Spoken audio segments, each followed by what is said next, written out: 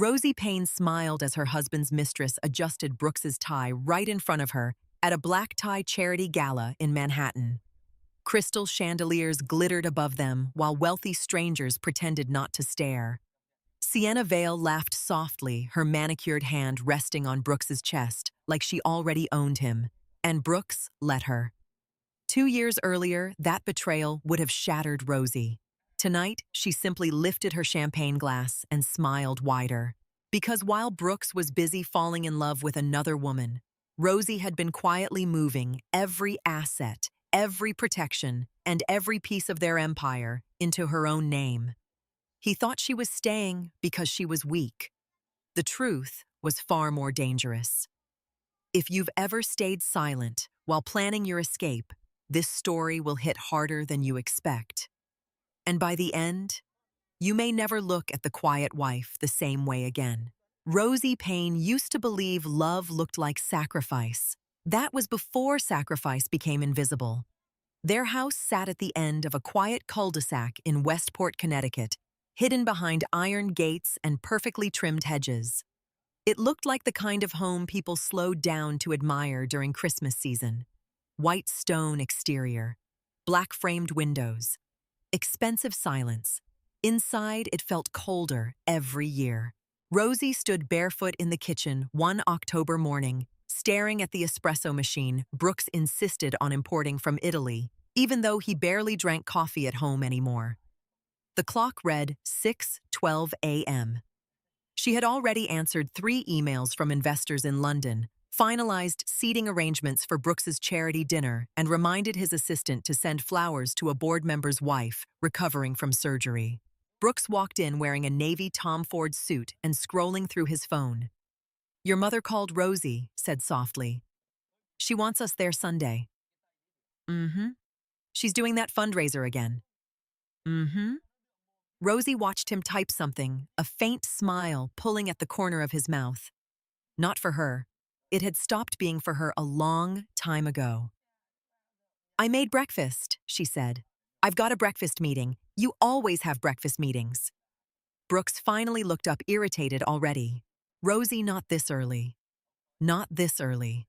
Not before coffee. Not before his ego settled into place. Rosie swallowed whatever response rose in her throat. Okay. He grabbed his keys, then paused just long enough to kiss the air beside her cheek instead of her skin. The front door shut behind him, and the house became quiet again. Rosie stared at the plate of eggs growing cold beside the marble island. 5 years ago, Brooks Payne used to look at her like she hung the moon.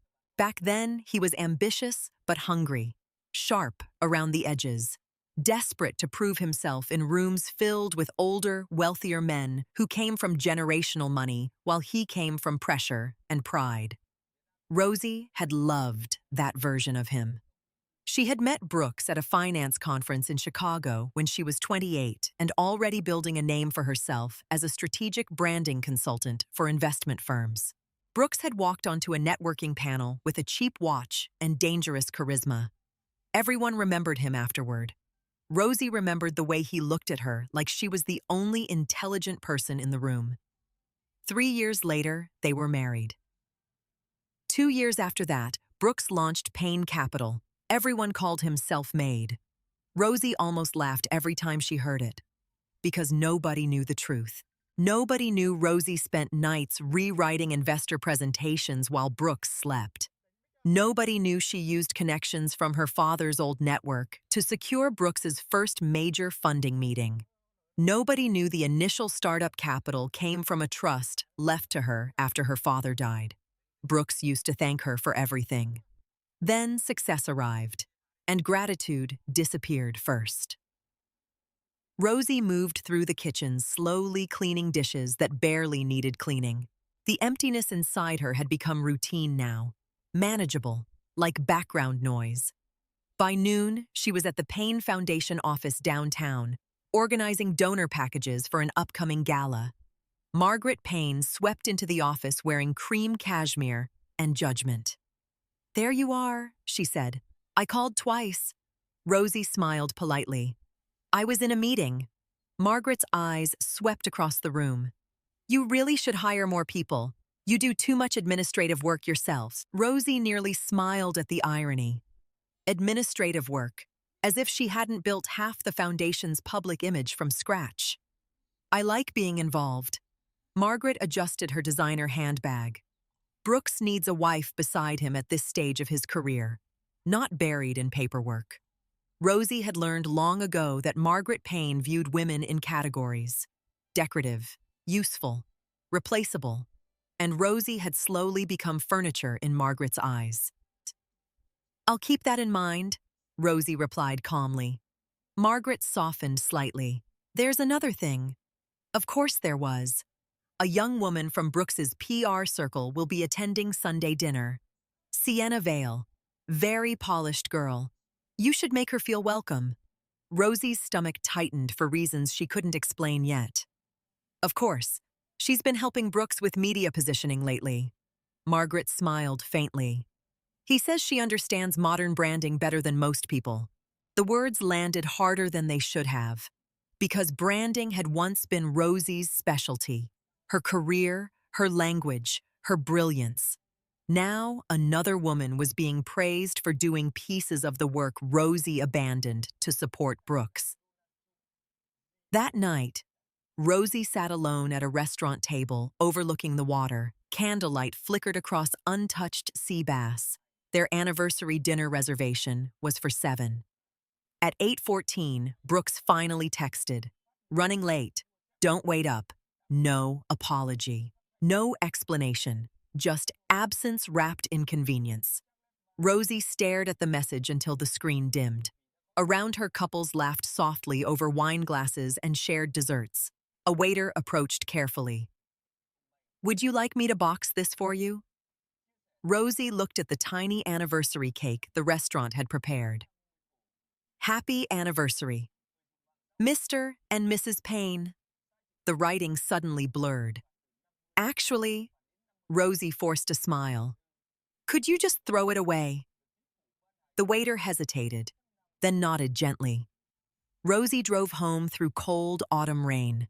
The house was dark, except for Brooks' office upstairs.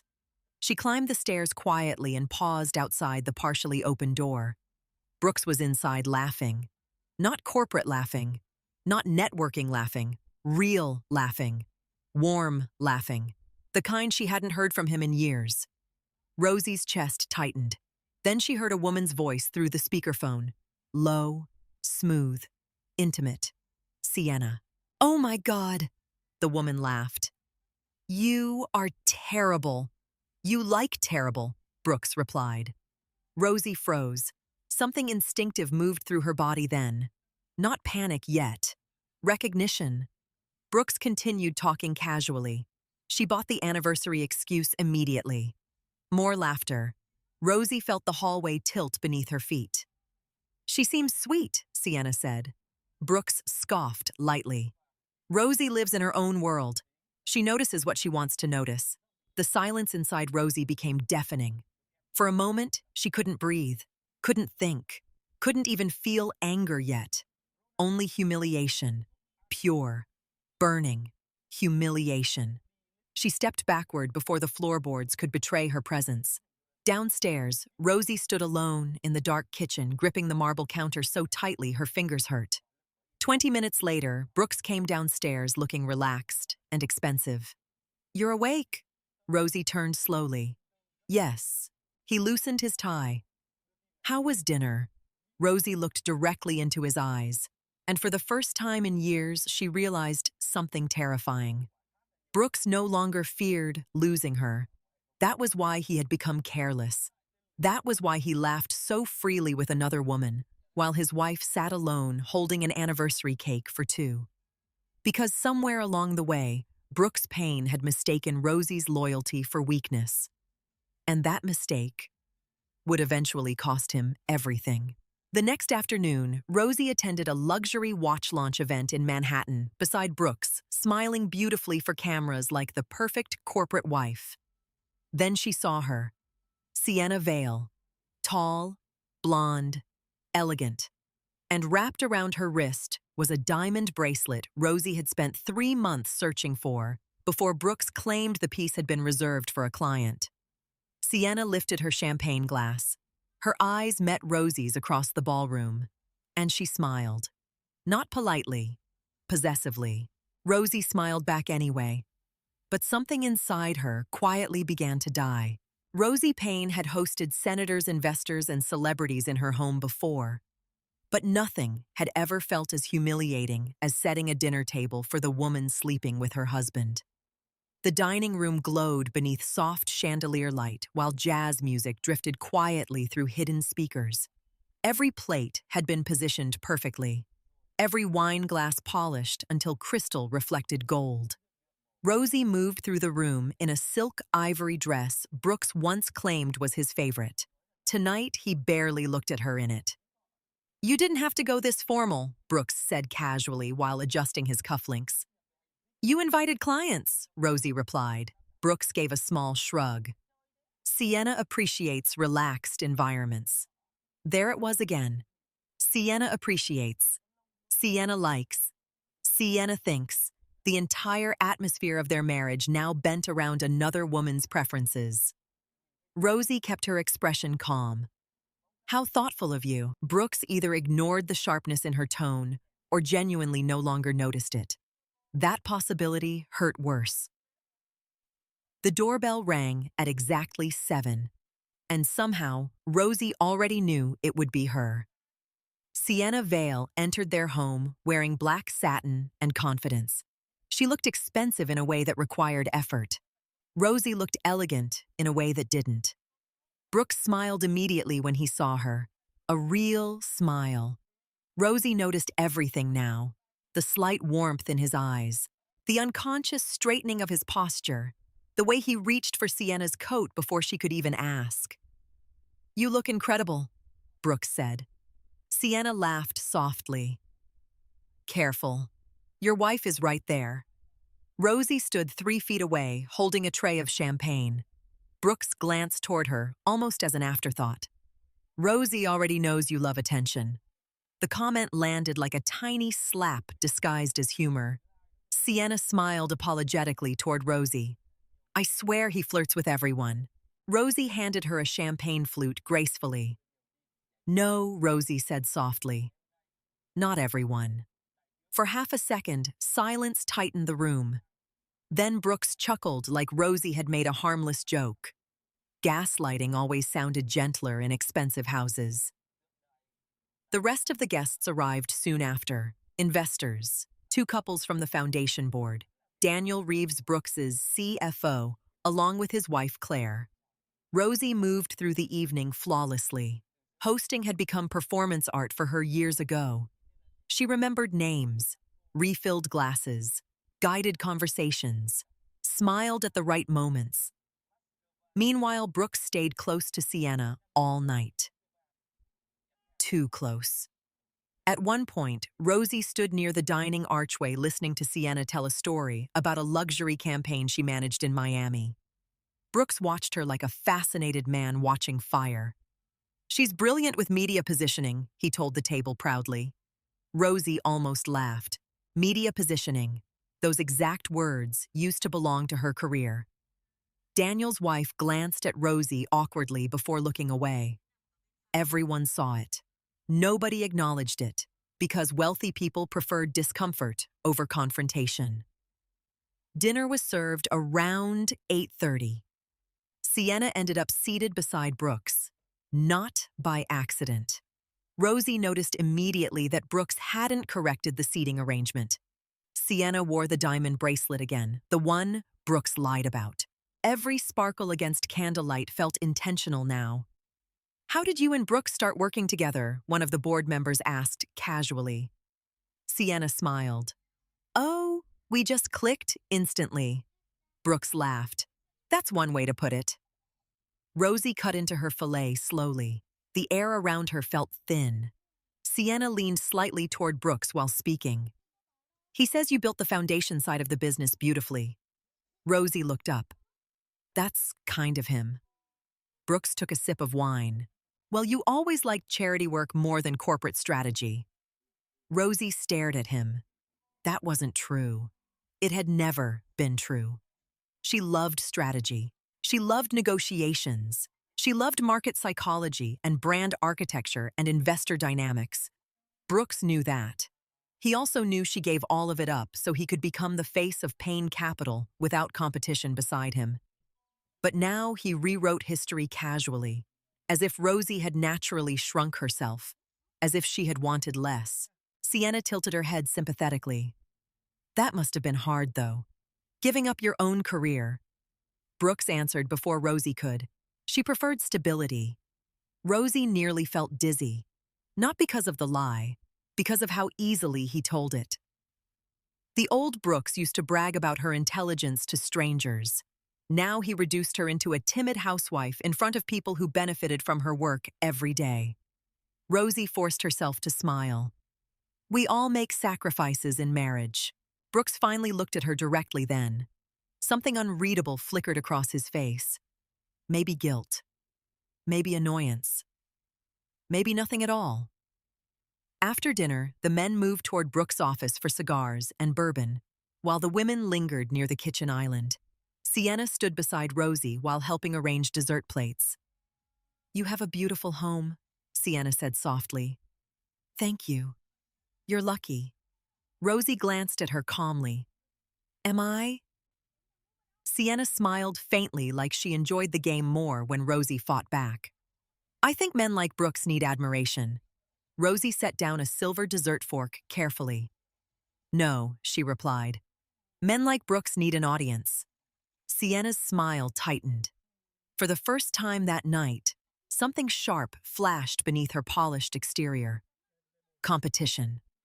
Rosie suddenly realized something important. Sienna didn't just want Brooks. She wanted to win. That made her dangerous. A burst of male laughter echoed from Brooks's office upstairs. Sienna looked toward the sound instinctively, like someone emotionally tethered. Rosie noticed that too. You love him? Rosie asked quietly. Sienna blinked, surprised. Then she laughed lightly. That's a complicated question. No, it wasn't. Complicated was what people called selfishness when they wanted it to sound romantic. Before Rosie could respond, Brooks appeared in the kitchen doorway. There you are, he said to Sienna. Not to Rosie, to Sienna. His eyes softened immediately when they landed on her. Then, without thinking, Brooks placed his hand against the small of Sienna's back. Intimate, familiar, possessive. The room went silent in Rosie's mind, because that gesture used to belong to her. Brooks froze a second too late after realizing what he'd done. Daniel's wife looked down at her wine glass uncomfortably. One of the other guests pretended to check his phone. Nobody spoke. Brooks removed his hand casually. Sorry, he muttered. Too much bourbon. Gaslighting again. Rosie smiled softly. It's okay. And somehow that frightened Brooks more than anger would have. The guests finally left around midnight. Sienna hugged Brooks goodbye at the door. Too long. Too warmly. Rosie watched everything. Brooks closed the door afterward and exhaled heavily. Rosie stood near the staircase. What, you've been weird all night. Rosie almost admired the audacity. Weird! Brooks rubbed his jaw impatiently. You know what I mean. No, Rosie said calmly. I don't. He stared at her, then shook his head dismissively. This is exactly why I hate hosting at home. Rosie felt something crack quietly inside her chest. Not heartbreak. Something colder. Respect. For him. For the marriage. For the illusion. Brooks headed upstairs without another word. Rosie remained downstairs cleaning wine glasses alone after midnight. The silence in the kitchen felt unbearable. She picked up Brooks's blazer from the back of a dining chair. A folded receipt slipped from the pocket onto the marble floor. Rosie bent down slowly. The logo at the top read, The Langford Hotel, Manhattan. Her pulse slowed instead of quickened. One room. Multiple overnight charges. Champagne service. 2 guests. Rosie stared at the paper for a very long time. Then she folded it carefully, not dramatically, not shakily, precisely. Upstairs, she could hear Brooks showering, living normally, breathing normally, cheating normally. Rosie walked toward the dark kitchen window and looked at her reflection. She barely recognized the woman staring back. Then something terrifying happened. She stopped wanting answers, because deep down, she already had them. And for the first time since this nightmare began, Rosie Payne made a decision that would change everything. The next time Brooks left the house, she was going to follow him. Rosie Payne followed her husband through Manhattan in complete silence. Rain streaked across her windshield while taillights blurred red against the wet streets ahead. Brooks' black Mercedes moved confidently through traffic like a man with nothing to hide. Maybe that was the cruelest part. He wasn't nervous. He wasn't paranoid. He wasn't afraid his wife might finally see the truth. Because Brooks genuinely believed Rosie would never leave him. Rosie kept 3 cars behind him, her fingers gripping the steering wheel tightly enough to ache. At 9:17 p.m., Brooks pulled beneath the covered entrance of the Langford Hotel, the same hotel from the receipt. Rosie's heartbeat became strangely calm. Not faster, slower, like her body was preparing itself for impact. She parked across the street beneath a dying street lamp and watched the hotel entrance through falling rain. 5 minutes later, Sienna arrived. White coat, black heels, perfect hair.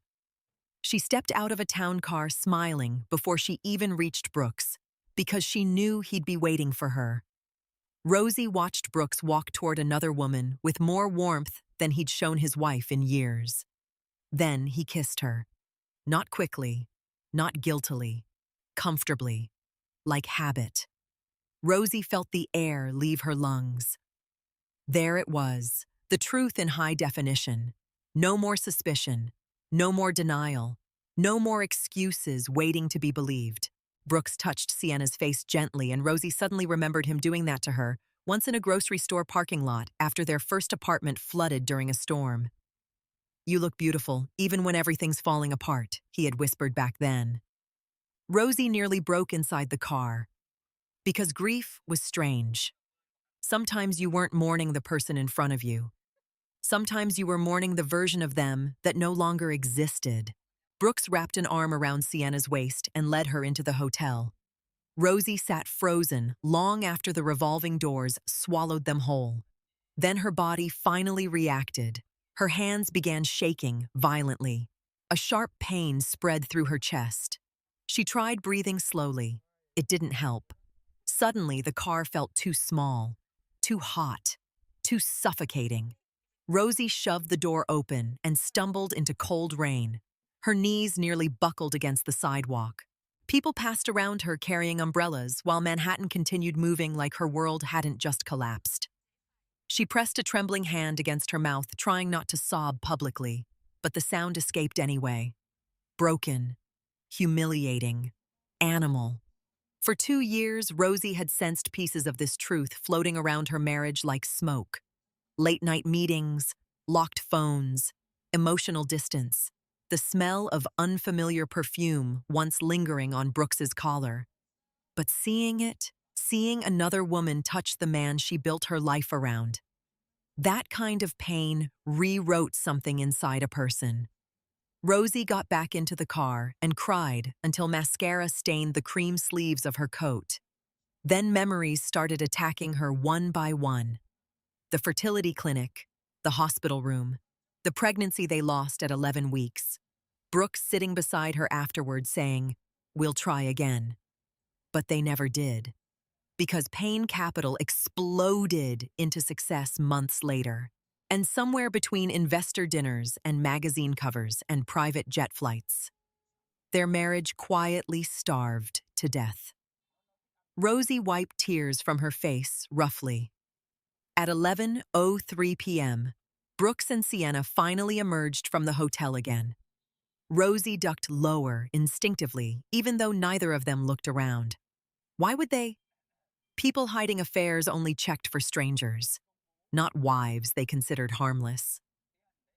Brooks laughed at something Sienna said. Then he kissed her again beside the valet stand. Rosie watched his face carefully. He looked happy. That realization hurt worse than the cheating itself, because Brooks wasn't escaping misery. He was abandoning her joyfully. Sienna slid into her car and drove away. Brooks stayed behind, answering a phone call. Rosie cracked her window slightly. His voice drifted through the rain. Yes, she bought it. A pause. Brooks smirked faintly. No, Rosie doesn't question me anymore. Rosie stopped breathing. Another pause. Then the sentence that destroyed the last surviving piece of her heart.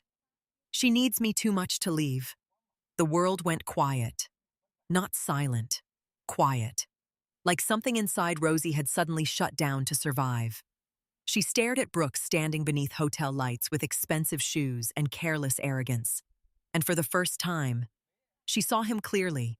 Not the man she married, not the man she defended, not the man she sacrificed for, just a selfish, aging narcissist who mistook loyalty for dependency.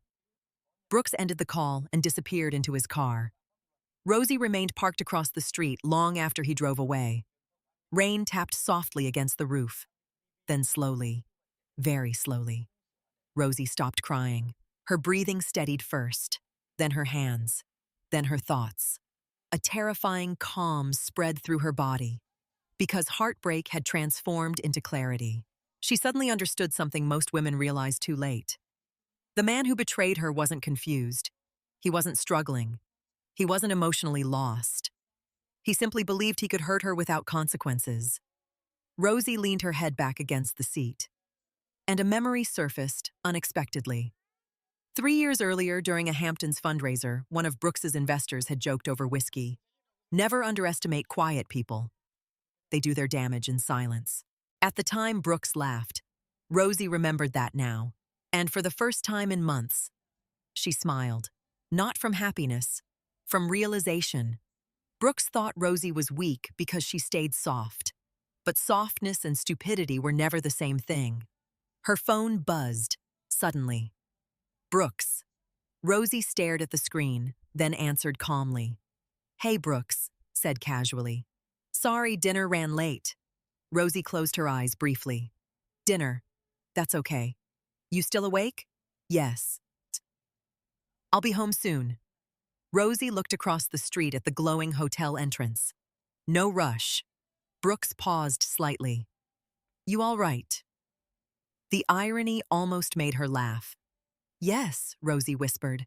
And strangely enough, it was the first honest thing she'd said all night.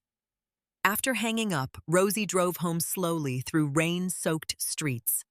By the time she entered the house, midnight had passed. She walked upstairs mechanically and stood inside the master bathroom, staring at herself in the mirror. Mascara ruined, eyes swollen, face pale. She barely recognized herself anymore. Then she opened the bottom drawer beneath the sink. Inside sat a small white memory box she hadn't touched in years. Ultrasound photos, hospital bracelets, a tiny pair of baby socks Brooks bought after their first appointment. Rosie sank onto the bathroom floor, clutching the box against her chest, and finally allowed herself to mourn everything at once. Not just the affair, the years, the loneliness, the woman she used to be, the marriage she kept trying to resurrect alone. By the time Brooks returned home an hour later, Rosie had already cleaned her face and changed into silk pajamas. He walked into the bedroom smelling faintly of hotel cologne and expensive bourbon. Sorry I'm late, he muttered while loosening his tie. Rosie looked up from her book. It's okay. Brooks studied her for a second, almost suspicious. Why are you looking at me like that? Rosie smiled softly. I was just thinking about... She held his gaze calmly. How strange it is. How little we really know the people we marry. Something unreadable crossed Brooks's face, then disappeared. You're tired, he said dismissively. Maybe. Or maybe she was finally awake. Brooks disappeared into the bathroom. A few minutes later, Rosie heard the shower running. She slowly reached for her phone on the nightstand, then searched one name. Evelyn Carter, top divorce attorney, New York. Rosie stared at the number for a long time. Her thumb hovered over the screen while steam drifted beneath the bathroom door. This was the moment. The invisible line between surviving betrayal and preparing war. Finally, Rosie pressed call. A calm female voice answered immediately. Carter and Associates. Rosie swallowed hard, then spoke the sentence that would change the rest of her life. I need to protect myself from my husband. Evelyn Carter's office looked less like a law firm and more like a place where powerful men came to lose things. The walls were charcoal gray. The furniture was sharp-edged Italian leather. Floor-to-ceiling windows overlooked Manhattan, like the city itself was being evaluated for weaknesses.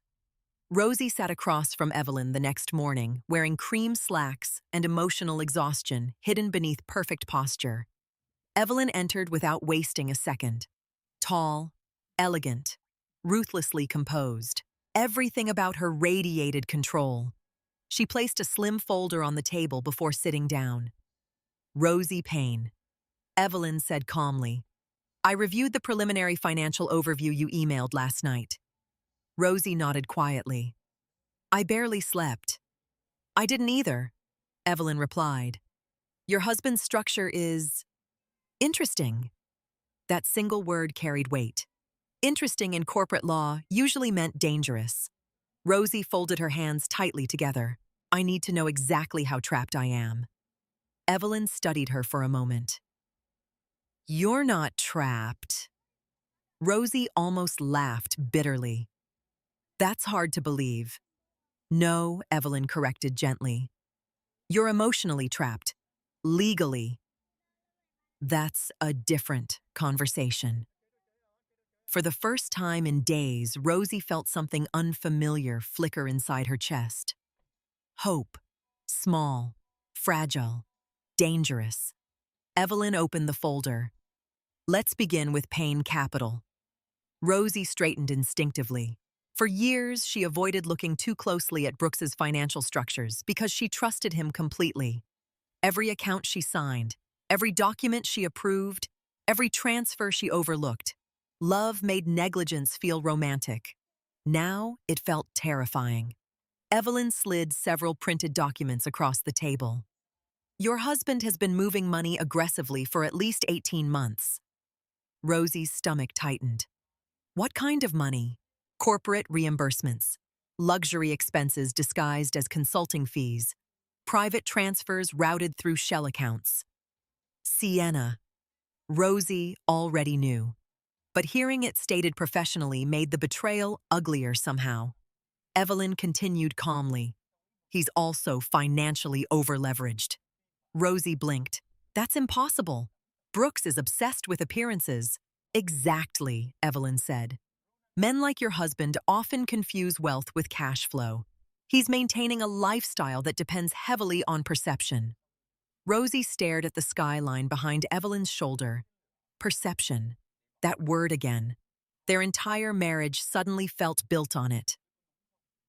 What happens if Payne Capital takes a hit? Rosie asked quietly. Evelyn's expression sharpened. He collapses. The answer came too quickly, too confidently. Rosie looked back at the papers. And me. Evelyn leaned back slightly. That depends on whether you continue behaving like his wife or start behaving like his business partner. Rosie frowned softly. What does that mean? It means, Evelyn said carefully, you've spent years underestimating your own position. She reached for another document. Your father's trust. Rosie's chest tightened immediately. Her father had died 9 years earlier. Old money. Quiet money. The kind that never needed public attention.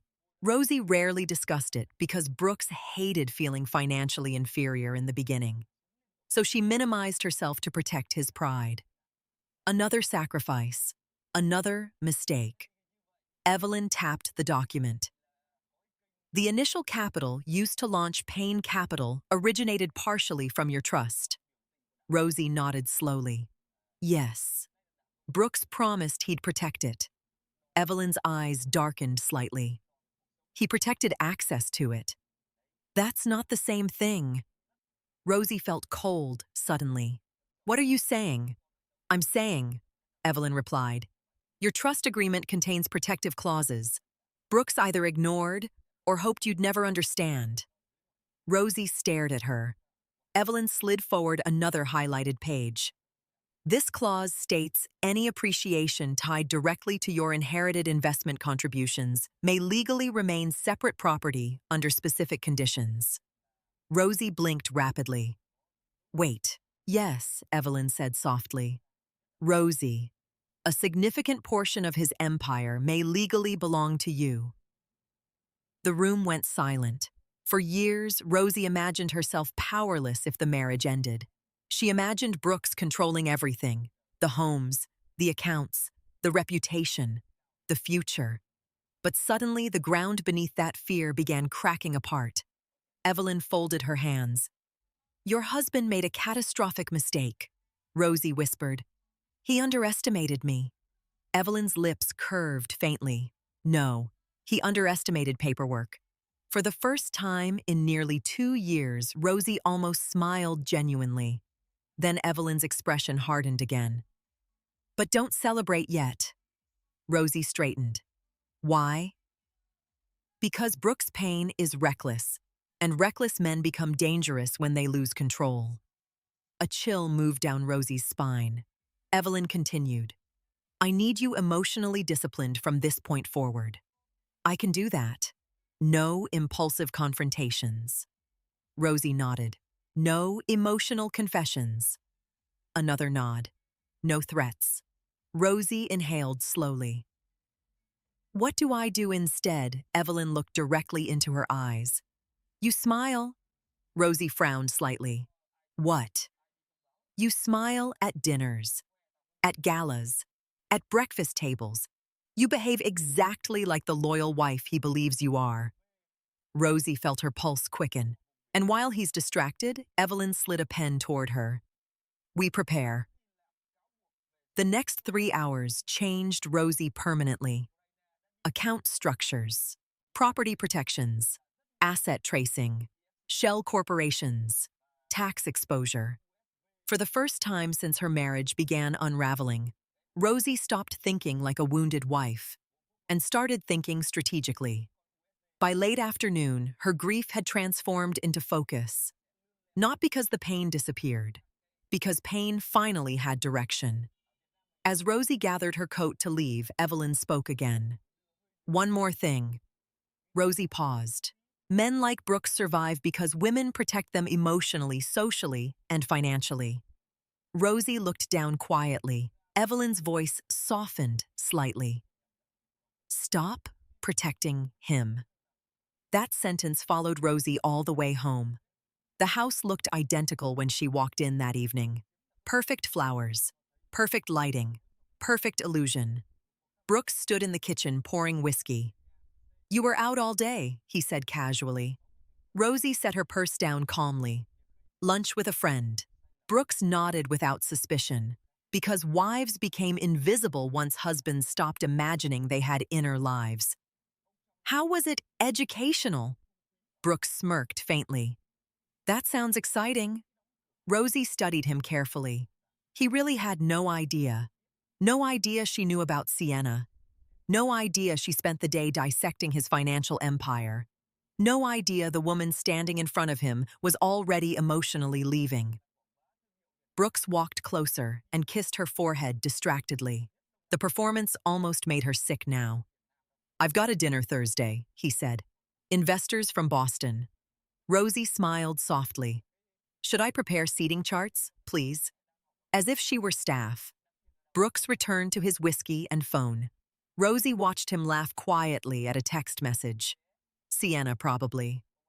Then something strange happened. For the first time, Rosie didn't feel the urge to cry, because the illusion was dead now. And strangely enough, clarity hurt less than confusion. That night, long after Brooks fell asleep beside her, Rosie sat alone in her home office. A single desk lamp glowed softly while financial documents covered the table before her. Bank accounts, trust amendments, investment portfolios. Her entire marriage translated into numbers. Rosie picked up her phone, then calmly initiated the first protected transfer Evelyn recommended. Not revenge, protection. A quiet click confirmed the transaction. Rosie stared at the screen afterward. Years ago, she built Brooks Payne from ambition and potential. Now, piece by piece, she was preparing to survive him. And somewhere upstairs, her husband slept peacefully beside the woman he thought would never leave.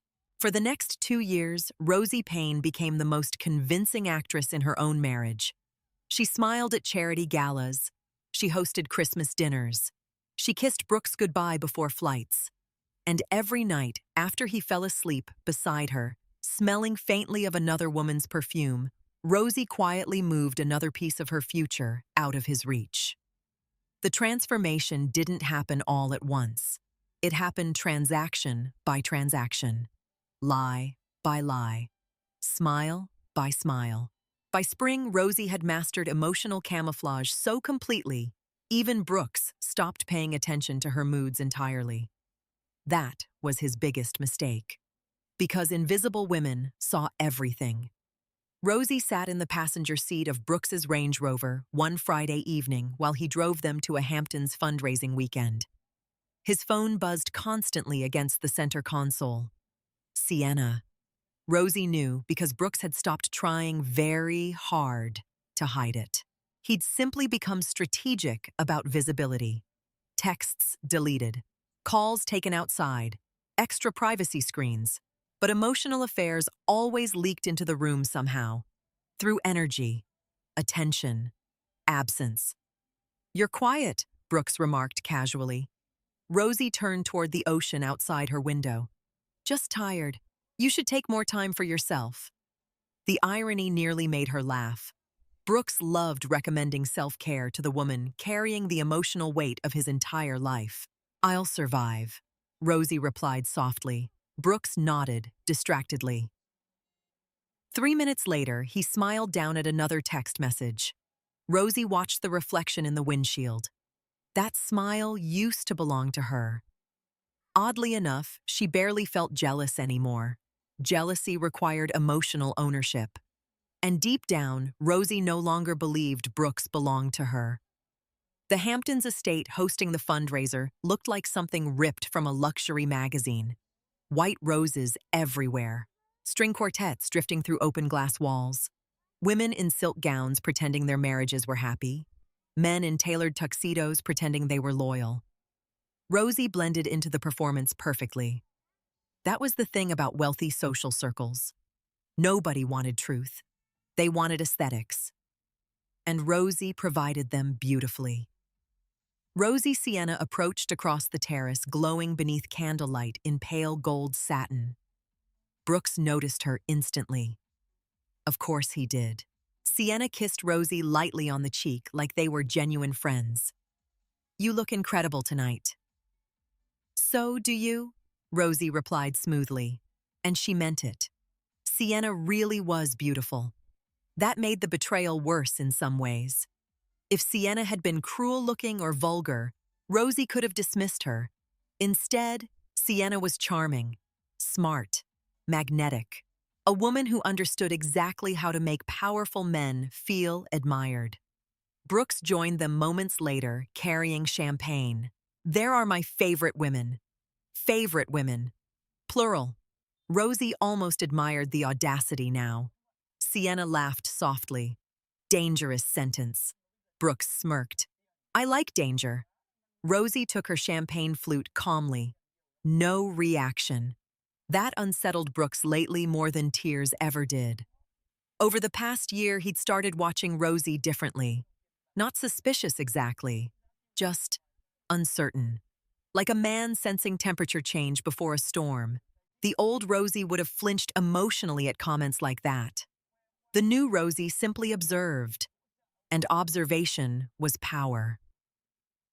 Later that evening, Rosie stood alone near the pool, scrolling quietly through financial reports on her phone. Every month, Brooks grew more reckless. More affair expenses hidden inside company reimbursements. Luxury travel disguised as client entertainment. Designer purchases routed through shell consulting fees. Sienna's entire lifestyle practically lived inside Brooks's accounting fraud now. Evelyn had been right. Men like Brooks always became sloppier when they felt untouchable. Working at a party, Rosie glanced up. Daniel Reeves stood beside her holding bourbon. Unlike most people in Brooks' world, Daniel actually looked uncomfortable these days. Rosie locked her phone screen. Bad habit. Daniel hesitated, then lowered his voice. Brooks has been making aggressive financial decisions lately. Rosie's pulse remained perfectly calm. What kind of decisions? Daniel studied her carefully. The kind that make CFOs lose sleep. Interesting. Rosie sipped champagne slowly. Daniel continued cautiously. There are transfers I don't fully understand, because they weren't meant for him to understand. They were meant to feed Sienna. You should ask Brooks, Rosie said gently. Daniel gave a humorless laugh. You know how he gets. Yes. Rosie knew exactly how Brooks got whenever anyone questioned him. Defensive, arrogant, cruel. Daniel shifted awkwardly. I probably shouldn't say this. Then why say it? Because guilt was beginning to spread through Payne Capital like cracks beneath ice. But I think he's distracted, Daniel admitted. Rosie almost smiled. Distracted men destroyed themselves eventually. The question was whether innocent people got buried with them. Across the terrace, Brooks stood laughing beside Sienna, with his hand resting casually on her waist. Not even subtle anymore. Rosie noticed several investors exchange glances.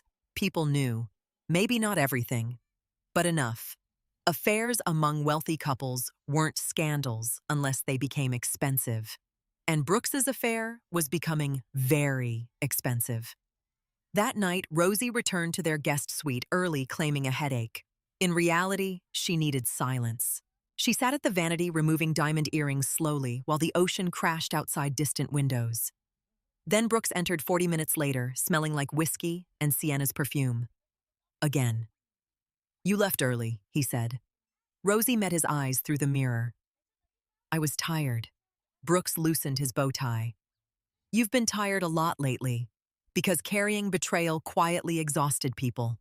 Rosie turned calmly. Maybe I'm getting older. Brooks frowned instantly. Don't do that. Do what that insecure thing. Rosie almost laughed aloud. Insecure? As if intuition was insecurity. As if emotional neglect was imagination. She stood slowly. You know what's funny? Brooks looked mildly irritated already. What I spent years trying to become easier to love. Something flickered across his face, then disappeared. Rosie. No, she said softly. It's okay. I understand now. Brooks stared at her carefully. For one strange second, Rosie thought he might confess. Not because he felt guilty, because some selfish people confessed only when secrecy became emotionally inconvenient. But Brooks simply sighed. You overthink everything. There it was again, gaslighting wrapped in exhaustion. Rosie smiled faintly. Maybe. Brooks relaxed immediately after that response, because he still believed he controlled the emotional narrative between them. He didn't realize Rosie stopped arguing because she stopped asking for honesty. Later that night, while Brooks slept beside her, Rosie sat in darkness reviewing another document Evelyn had sent earlier that day. Protected trusts complete. Secondary investment transfers complete. Property restructuring in progress. Rosie leaned back quietly. 2 years ago, discovering the affair shattered her identity. Now she was becoming someone Brooks no longer understood, and that frightened him more with every passing month. The next morning, Rosie joined Sienna and several donor wives for luxury shopping in East Hampton. Watching Sienna perform innocence had become almost fascinating now. Oh my God! Brooks is impossible sometimes. Sienna laughed while trying on sunglasses. He works too much. Rosie nearly admired the cruelty of it, the mistress complaining to the wife about the husband they shared. One of the women chuckled. You sound like his spouse. Sienna froze briefly, then laughed harder. Rosie smiled politely, but inside something cold sharpened, because suddenly she realized something important. Sienna wasn't nervous anymore either, which meant Brooks had promised her something. A future, a divorce, an ending where Rosie quietly disappeared. That realization should have broken her. Instead, it made her dangerous. Later that afternoon, while Sienna changed inside a fitting room, her phone lit up on the velvet chair beside Rosie. A message preview appeared briefly across the screen. Missed you last night? Can't wait to see you again. R. Rosie stared at it. Not Brooks. Another man. Interesting. Very interesting. And just like that, Rosie discovered the first crack in Sienna Vale's perfect performance. Brooks Payne began noticing his wife the moment she stopped chasing him. That was the irony Rosie would later replay in her mind. For years, she had begged gently for connection. Dinner conversations, weekend trips, therapy suggestions, small moments of affection. Brooks dismissed all of them like background noise. But the second Rosie became emotionally quiet, he finally looked up. It started with little things. She stopped asking where he'd been, stopped checking if he ate dinner, stopped reacting when he came home late, smelling like expensive perfume and whiskey. At first, Brooks enjoyed the freedom. Then the silence started disturbing him. One Wednesday morning, Rosie stood in the kitchen arranging white roses in a crystal vase when Brooks walked in unexpectedly early. You're awake, he said. Rosie glanced up calmly. It's 8:30. Brooks frowned slightly. Usually, Rosie greeted him with coffee already prepared. Usually, she noticed his moods instantly. Usually, she orbited him emotionally. Now she looked elsewhere somehow. Brooks loosened his tie. You didn't answer my text last night. Rosie trimmed another rose stem carefully.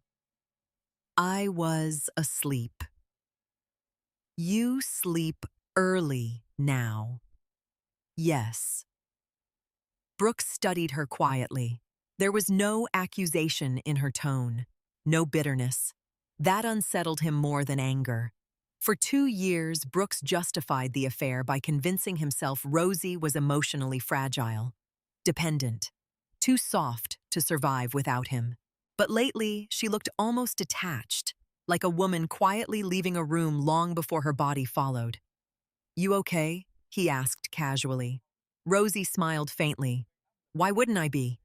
Brooks opened his mouth, closed it again, because he couldn't exactly say, you stopped caring whether I come home. And suddenly, I miss being watched. At Payne Capital headquarters later that afternoon, Brooks sat through a board review while Daniel Reeves presented quarterly numbers with visible tension. These reimbursements are becoming difficult to justify cleanly, Daniel said carefully. Brooks barely looked up from his tablet. Then justify them better. The room went quiet. Daniel inhaled slowly. There's also concern regarding the consulting allocations tied to Vale Media. Sienna. Brooks's jaw tightened immediately. What concern? Daniel chose his next words cautiously. The spending volume is disproportionate to measurable returns. Brooks leaned back coldly. Sienna's campaigns increased visibility by 22%. Daniel nodded. I understand. But investors are beginning to ask questions. Brooks's patience snapped instantly. Then answer them. The tension in the room thickened. Several board members exchanged uncomfortable glances. Daniel remained composed. I'm trying to protect the company. Brooks laughed humorlessly. No, you're overstepping. And there it was. The arrogance, the fragility beneath power. Brooks no longer tolerated scrutiny because scrutiny threatened the fantasy he'd built around himself. After the meeting ended, Daniel caught Brooks privately near the elevators. You're distracted. Daniel said quietly. Brooks turned, sharply.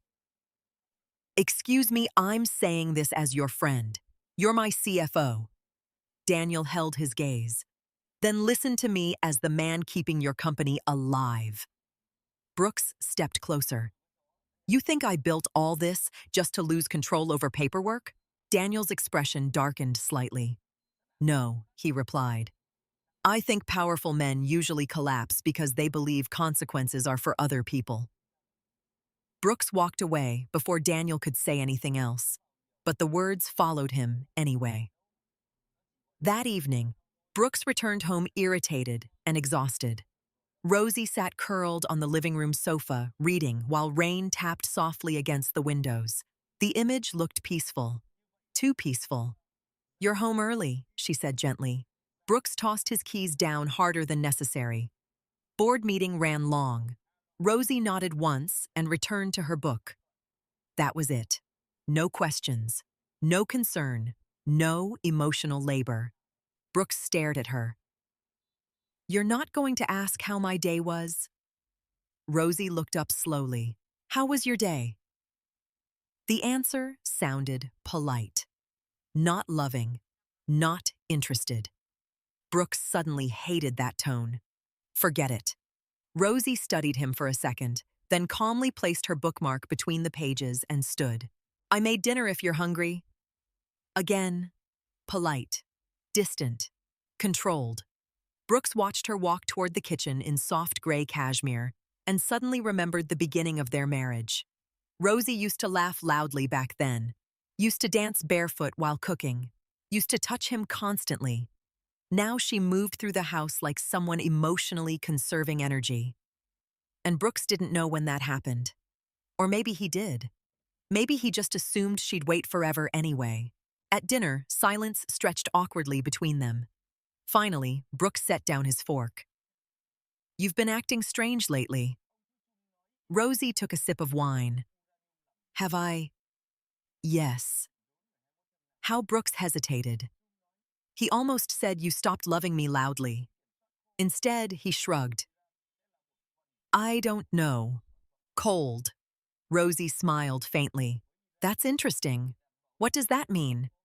It means women are usually called cold when they stop overperforming emotionally. Brooks stared at her. There it was again. That sharpness, that intelligence he used to admire before it started making him feel exposed. You're doing that thing, he muttered.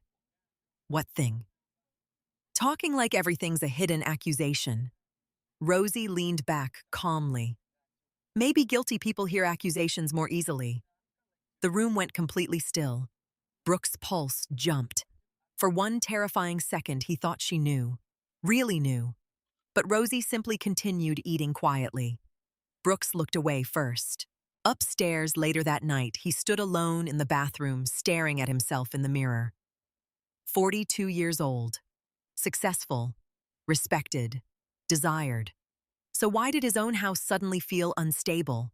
His phone buzzed. Sienna. Miss you already. Brooks smiled automatically, then paused, because strangely enough, the message didn't soothe him tonight.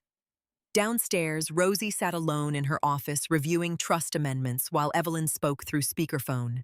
He's becoming reactive, Evelyn said. Rosie signed another document calmly.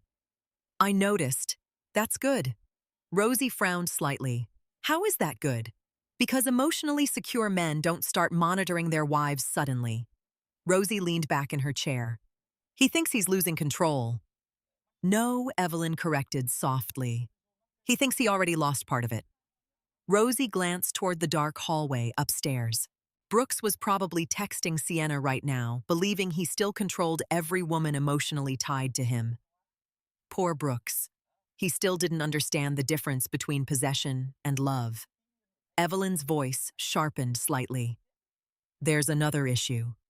Rosie straightened. What happened? I reviewed additional filings connected to the Payne Foundation. Rosie's stomach tightened. And Brooks is preparing legal restructuring.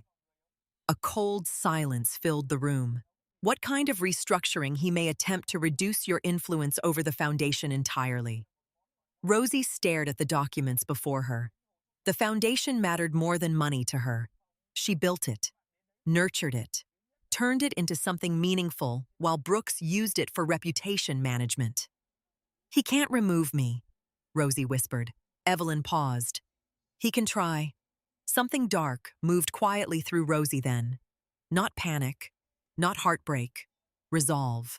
For years she protected Brooks from consequences because she loved him. Now she was beginning to understand something dangerous. Love without respect eventually became self-destruction. Upstairs, footsteps echoed faintly. Brooks. Rosie quickly muted the call just as he appeared in the doorway. He looked tired, uncertain, almost vulnerable. "What are you working on?" he asked. Rosie closed the folder gently. "Just organizing things." Brooks lingered there awkwardly, then quietly asked the question neither of them truly understood yet. "Are we okay?" Rosie looked directly into her husband's eyes. The man betraying her, the man underestimating her, the man slowly losing everything without realizing it. And she smiled, softly. "We'll see." For the first time in years.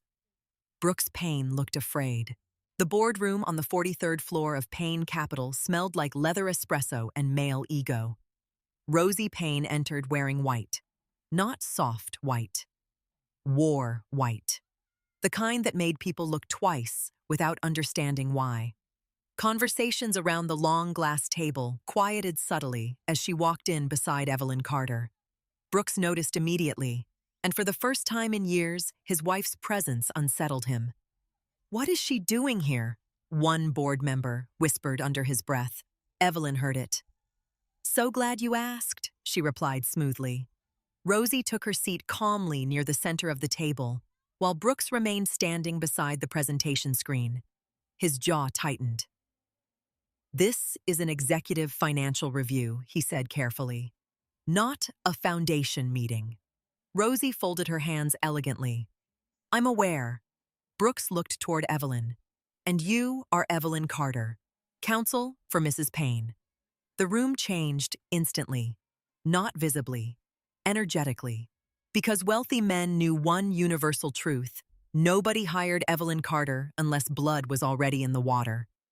Brooks forced a controlled laugh. "This feels dramatic." Evelyn smiled, faintly. "You haven't heard the dramatic part yet." Daniel Reeves sat near the end of the table, looking deeply uncomfortable. Several investors exchanged cautious glances. Brooks straightened his cufflinks. "Fine," he said coldly. "Let's proceed." The presentation began. Quarterly projections, expansion models, risk assessments. Brooks spoke confidently, but Rosie noticed tiny fractures underneath his composure now. His patience was thinner, his charm more forced. Every few minutes, his eyes flicked toward her like he couldn't decide whether she was dangerous yet. Rosie remained perfectly still. That frightened him more. Halfway through the meeting, Brooks shifted topics. "As many of you know," he began smoothly, "we're restructuring certain internal leadership positions connected to the Payne Foundation." There it was. Rosie felt the room sharpen around her. Brooks continued speaking like a man rehearsing his own superiority. "To streamline future growth, we believe it's appropriate to transition certain responsibilities into a more centralized executive structure." Translation: remove Rosie quietly. Control everything fully. Brooks glanced toward her politely. This transition will allow Rosie to finally step back and focus on personal priorities. The audacity almost impressed her. He was trying to erase her from the empire she helped build while she sat in the room. Several board members nodded cautiously. Margaret Payne had clearly prepared them beforehand. Brooks relaxed slightly, sensing momentum. Then Rosie spoke for the first time. "That won't be possible." Silence. Brooks turned slowly. "I'm sorry," Rosie met his gaze calmly. "I said that won't be possible." Brooks forced a patient smile meant for difficult women. Rosie, this discussion is procedural. No, Rosie replied softly. It's legal. The room froze. Brooks's eyes narrowed slightly. Evelyn opened a black leather folder, and suddenly every instinct inside Brooks started screaming. Mrs. Payne, Evelyn said smoothly, would you like me to clarify your ownership position? Rosie nodded once. Brooks's pulse visibly shifted in his throat. What ownership position, he asked sharply. Evelyn slid copies of several documents across the table.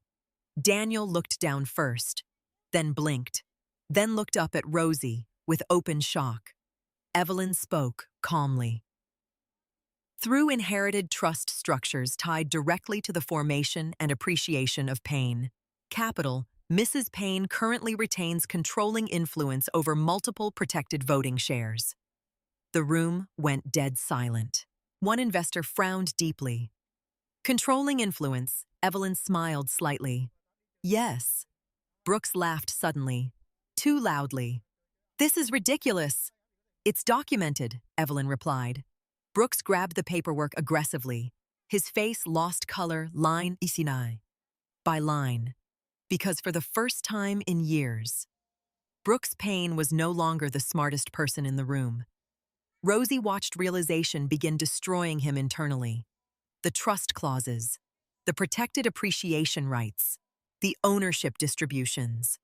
All the paperwork he ignored because he assumed Rosie would never use it against him. He looked up sharply. You went behind my back. Rosie's expression barely changed. You mean like sleeping with another woman for 2 years? The sentence landed like a bomb. Nobody moved. Nobody breathed. Daniel slowly leaned back in his chair. One board member quietly removed his glasses. Brooks stared at Rosie in absolute disbelief. You're insane, he whispered. Rosie almost pitied him. Men like Brooks always called women emotional right before panic exposed them. Evelyn spoke calmly again. We also have extensive documentation regarding misuse of company funds tied to personal expenditures. Daniel closed his eyes briefly. There it was, the thing everyone feared. Paper trails. Brooks stood abruptly. This meeting is over. No, Rosie said quietly. Her voice wasn't loud, but somehow it controlled the room anyway. Brooks turned toward her with fury rising beneath his skin. Rosie continued calmly. For years, I protected your reputation, your ego, your mistakes. Her eyes never left his. You mistook that protection for weakness. Brooks's breathing became uneven. You have no idea what you're doing. Rosie smiled, faintly. That's the difference between us. The room felt electrically tense now. Sienna suddenly appeared outside the glass boardroom doors, carrying a tablet, clearly arriving to meet Brooks after the meeting. Then she saw inside. Saw Brooks pale and furious. Saw Evelyn. Saw Rosie sitting calmly at the center of the storm. And for the first time, Sienna looked uncertain. Brooks noticed her too, which made everything worse. Because now his two worlds stood face to face. The wife he underestimated, and the mistress who only loved him while he looked powerful. Evelyn gathered her documents gracefully. We'll be requesting full financial disclosure moving forward. Brooks snapped. You planned this? Rosie stood slowly. No, she replied softly. You planned this. Brooks looked genuinely shaken now. Not because of the affair exposure, because control was slipping publicly, and powerful men fear humiliation more than guilt. One older investor finally spoke. Brooks, is any of this untrue? That question hit harder than all the others combined, because it came from another man, another powerful man, another witness to his unraveling. Brooks looked around the room, realizing nobody trusted him completely anymore. Not Daniel, not the board, not even himself. Rosie stepped closer, not emotionally, strategically. "You taught me something important," she said quietly. Brooks stared at her. What Rosie's expression remained heartbreakingly calm. That the person willing to destroy others usually never imagines they can be destroyed too. Brooks looked like he wanted to say something cruel, something devastating, but nothing came out. Because deep down, he finally understood. Rosie wasn't bluffing. She wasn't emotional. She wasn't begging for love anymore. She was preparing consequences. And consequences frightened Brooks Payne more than losing his marriage ever had. Rosie turned toward the exit beside Evelyn. As she passed the glass doors, Sienna instinctively stepped aside. The movement was small, almost invisible, but Rosie noticed it. So did Sienna. For 2 years, Sienna believed Rosie was the weak wife standing in the way of her future. Now she was looking at a woman capable of burning down an empire quietly.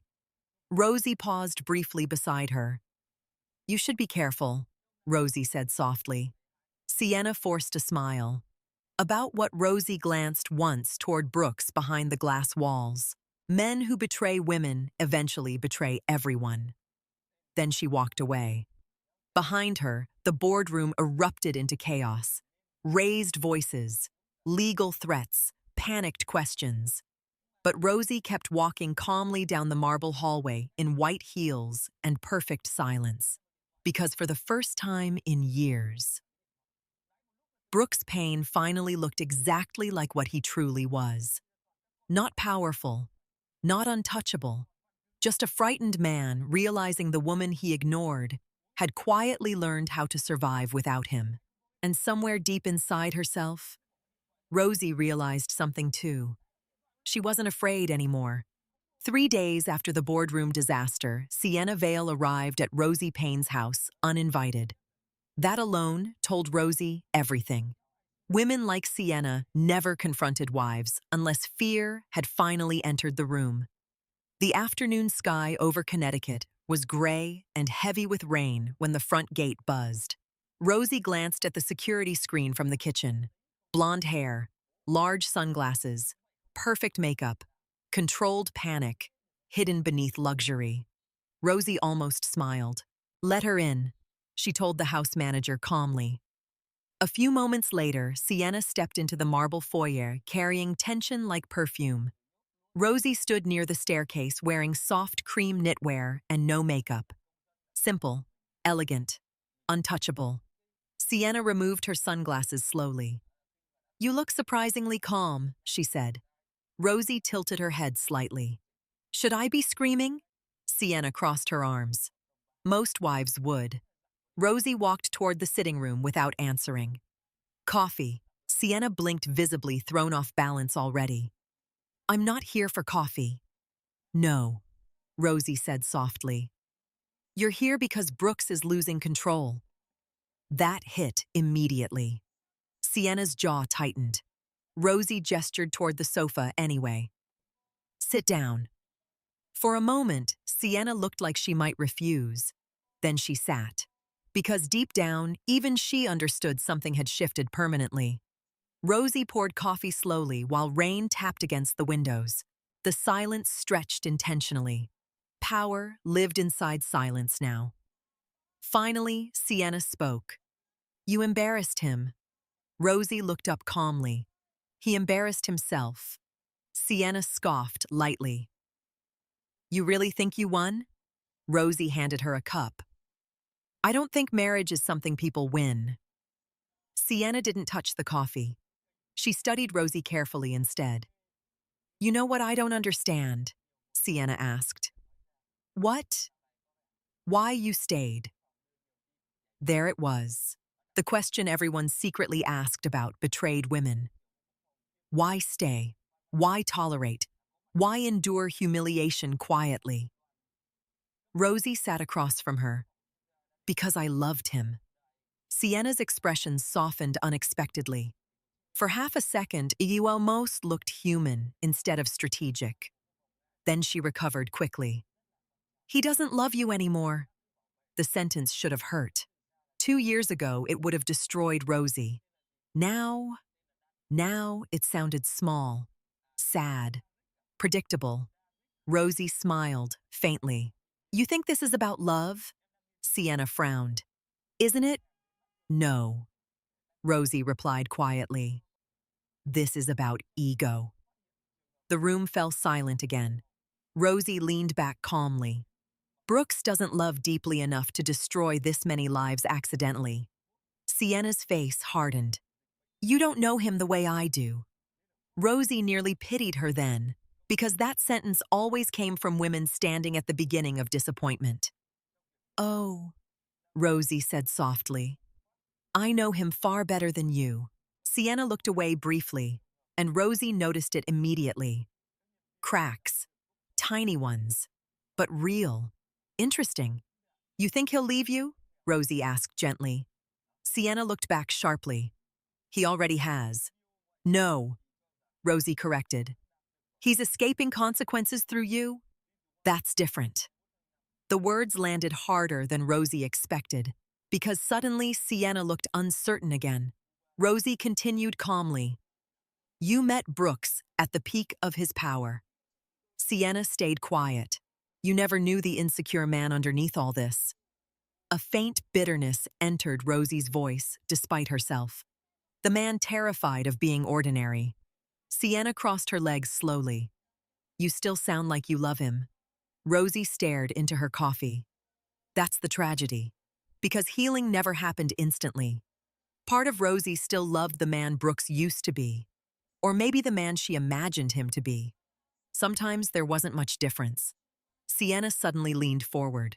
You think you're smarter than me? Rosie blinked softly. No. Then why are you acting like this? Rosie met her eyes. Like what? Calm. There it was again. The thing terrifying everyone lately. Rosie's calmness. Because rage was understandable. Begging was understandable. But a wounded woman becoming emotionally composed, that frightened people. Rosie set down her cup gently. Do you know what the worst part was? Sienna didn't answer. It wasn't the cheating. A long pause. It was realizing how easy it became for him to lie to my face. Sienna's expression shifted slightly. Rosie continued quietly. The man I built my life around started looking at me like I was stupid. For the first time, Sienna looked uncomfortable. Good. Rosie leaned slightly closer. You didn't steal my husband? Sienna's eyes narrowed. Rosie smiled faintly. You inherited my problem. Silence. Heavy. Sharp. Sienna laughed suddenly, but it sounded forced. You really think Brooks is the villain here? Rosie tilted her head. You tell me. Sienna looked away again, and there it was. Another crack. Because people defending toxic men too aggressively usually carried private disappointments already. Rosie studied her carefully. Beautiful women often frightened insecure wives. But sitting here now, Rosie realized something almost sad. Sienna wasn't powerful. She was simply young enough to still confuse attention with love. You know he's been talking to other women too, right? Rosie asked softly. Sienna's head snapped up instantly. What? Rosie watched her closely. Interesting. So she didn't know everything either. Rosie stood slowly and walked toward the fireplace. I spent years protecting Brooks from consequences, she said quietly. You think you're special because he risks things for you. She turned calmly, but Brooks risks people, not himself. Sienna rose abruptly. You're lying. Rosie almost smiled. Am I? The silence that followed answered everything, because doubt had finally entered Sienna's mind, and doubt ruined affairs faster than morality ever could. Sienna grabbed her purse angrily. You're bitter. Rosie nodded lightly. Yes. The honesty startled both of them. I was humiliated, Rosie admitted quietly. I was betrayed. I wasted years loving someone who stopped respecting me. Her eyes sharpened slightly, but bitterness eventually turns into clarity. Sienna moved toward the foyer quickly. then stopped near the doorway. You think you've already won because of some boardroom stunt? Rosie walked closer, calmly. No. Then what do you think? Rosie's voice became almost gentle. I think men who need constant validation eventually destroy every woman around them. Sienna's face tightened. You're just trying to scare me. Rosie looked at her for a very long time, then softly asked, Has Brooks promised to leave me yet? The color drained slightly from Sienna's face. There it was. The answer. Brooks had been stalling. Of course he had. Men like Brooks rarely left marriages until forced financially or publicly. Sienna recovered quickly. He loves me. Rosie nodded once. Maybe. Then she smiled faintly. But I've seen the way he loves. That sentence followed Sienna all the way to the door. Rain poured harder outside as she stepped onto the front walkway. Halfway to her car, she turned back suddenly. I'm not afraid of you. Rosie stood beneath the foyer light, completely still. No, she said softly. You're afraid of becoming me. Sienna froze, and for the first time since the affair began, Rosie watched fear appear clearly on the mistress's face. After Sienna drove away, Rosie remained standing alone in the silent house. Her chest felt strangely heavy afterward. Not triumphant, not satisfied, just tired. Because confronting the other woman didn't erase betrayal. It only forced everyone to stop pretending. Rosie slowly walked upstairs toward her bedroom. Then her phone buzzed. A text from an unknown number. You should have stayed quiet. Rosie stared at the message calmly. No signature needed. Brooks. She looked out the bedroom window into the storm darkening the property. For years, Brooks believed Rosie's silence meant weakness. Now he was finally realizing something dangerous. Quiet women weren't harmless. They were simply patient. And patience became terrifying once it stopped loving you. Margaret Payne's dining room had always felt like a courtroom, pretending to be a family space. Everything inside it was intimidating by design. The 20-seat walnut table, the antique silver, the portraits of old money ancestors staring down like silent judges. Rosie sat halfway down the table, wearing black silk, while rain battered the windows outside the Connecticut estate. Across from her, Brooks looked exhausted. Not remorseful. Exhausted. There was a difference. Since the boardroom confrontation, the atmosphere around Payne Capital had shifted dangerously. Investors were asking questions. Legal teams were circling. And Brooks's carefully controlled image had begun cracking publicly. Which meant tonight wasn't really a family dinner. It was damage control. Margaret lifted her wine glass elegantly. I'm glad we could all sit together like adults. Rosie nearly smiled. Wealthy families always used the word adults when they meant obedient. Around the table sat Margaret Brooks' younger brother, Connor, Connor's wife, Elise, and two longtime family advisors who suddenly cared very deeply about unity. Rosie noticed immediately that Brooks wouldn't look directly at her. Interesting.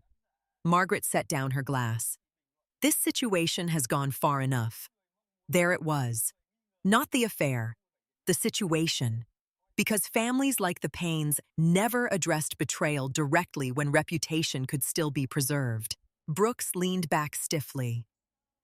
Mother, no, Margaret interrupted sharply. I'll speak. Rosie folded her hands quietly in her lap. Margaret turned toward her. Rosie, I know emotions are high. Emotions. As if Brooks accidentally misplaced a sweater instead of humiliating his wife for 2 years. But public conflict helps no one. Margaret continued, especially not family. Rosie met her gaze calmly. Family should probably stop betraying each other then. Connor coughed awkwardly into his drink. Margaret's expression tightened. You're being emotional. That word again. Emotional. Women became emotional the moment they stopped absorbing disrespect gracefully. Brooks finally spoke. She blindsided me in front of the board. Rosie almost laughed aloud. Blindsided. The man sleeping with another woman had the audacity to feel ambushed. Rosie looked directly at him. You mean like discovering your husband has a mistress through hotel receipts? Silence exploded across the table. Elise looked horrified. Connor stared at Brooks. Margaret inhaled sharply. Rosie, she warned, coldly. No, Rosie replied softly. We're done pretending tonight. Brooks's jaw flexed hard. You're making this uglier than it needs to be. Rosie stared at him in disbelief. That's your defense. Brooks slammed his glass down. You think humiliating me publicly was acceptable?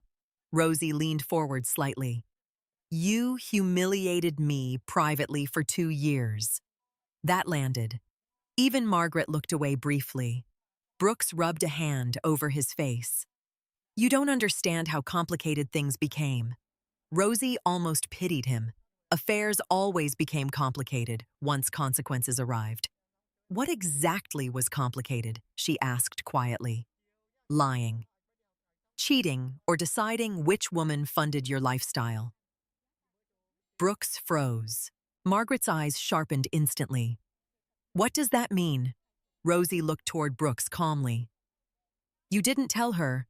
Brooks's voice lowered dangerously. Rosie. But it was too late. Years of silence had finally rotted into honesty. Rosie reached into her bag slowly, then placed several printed financial documents onto the dining table.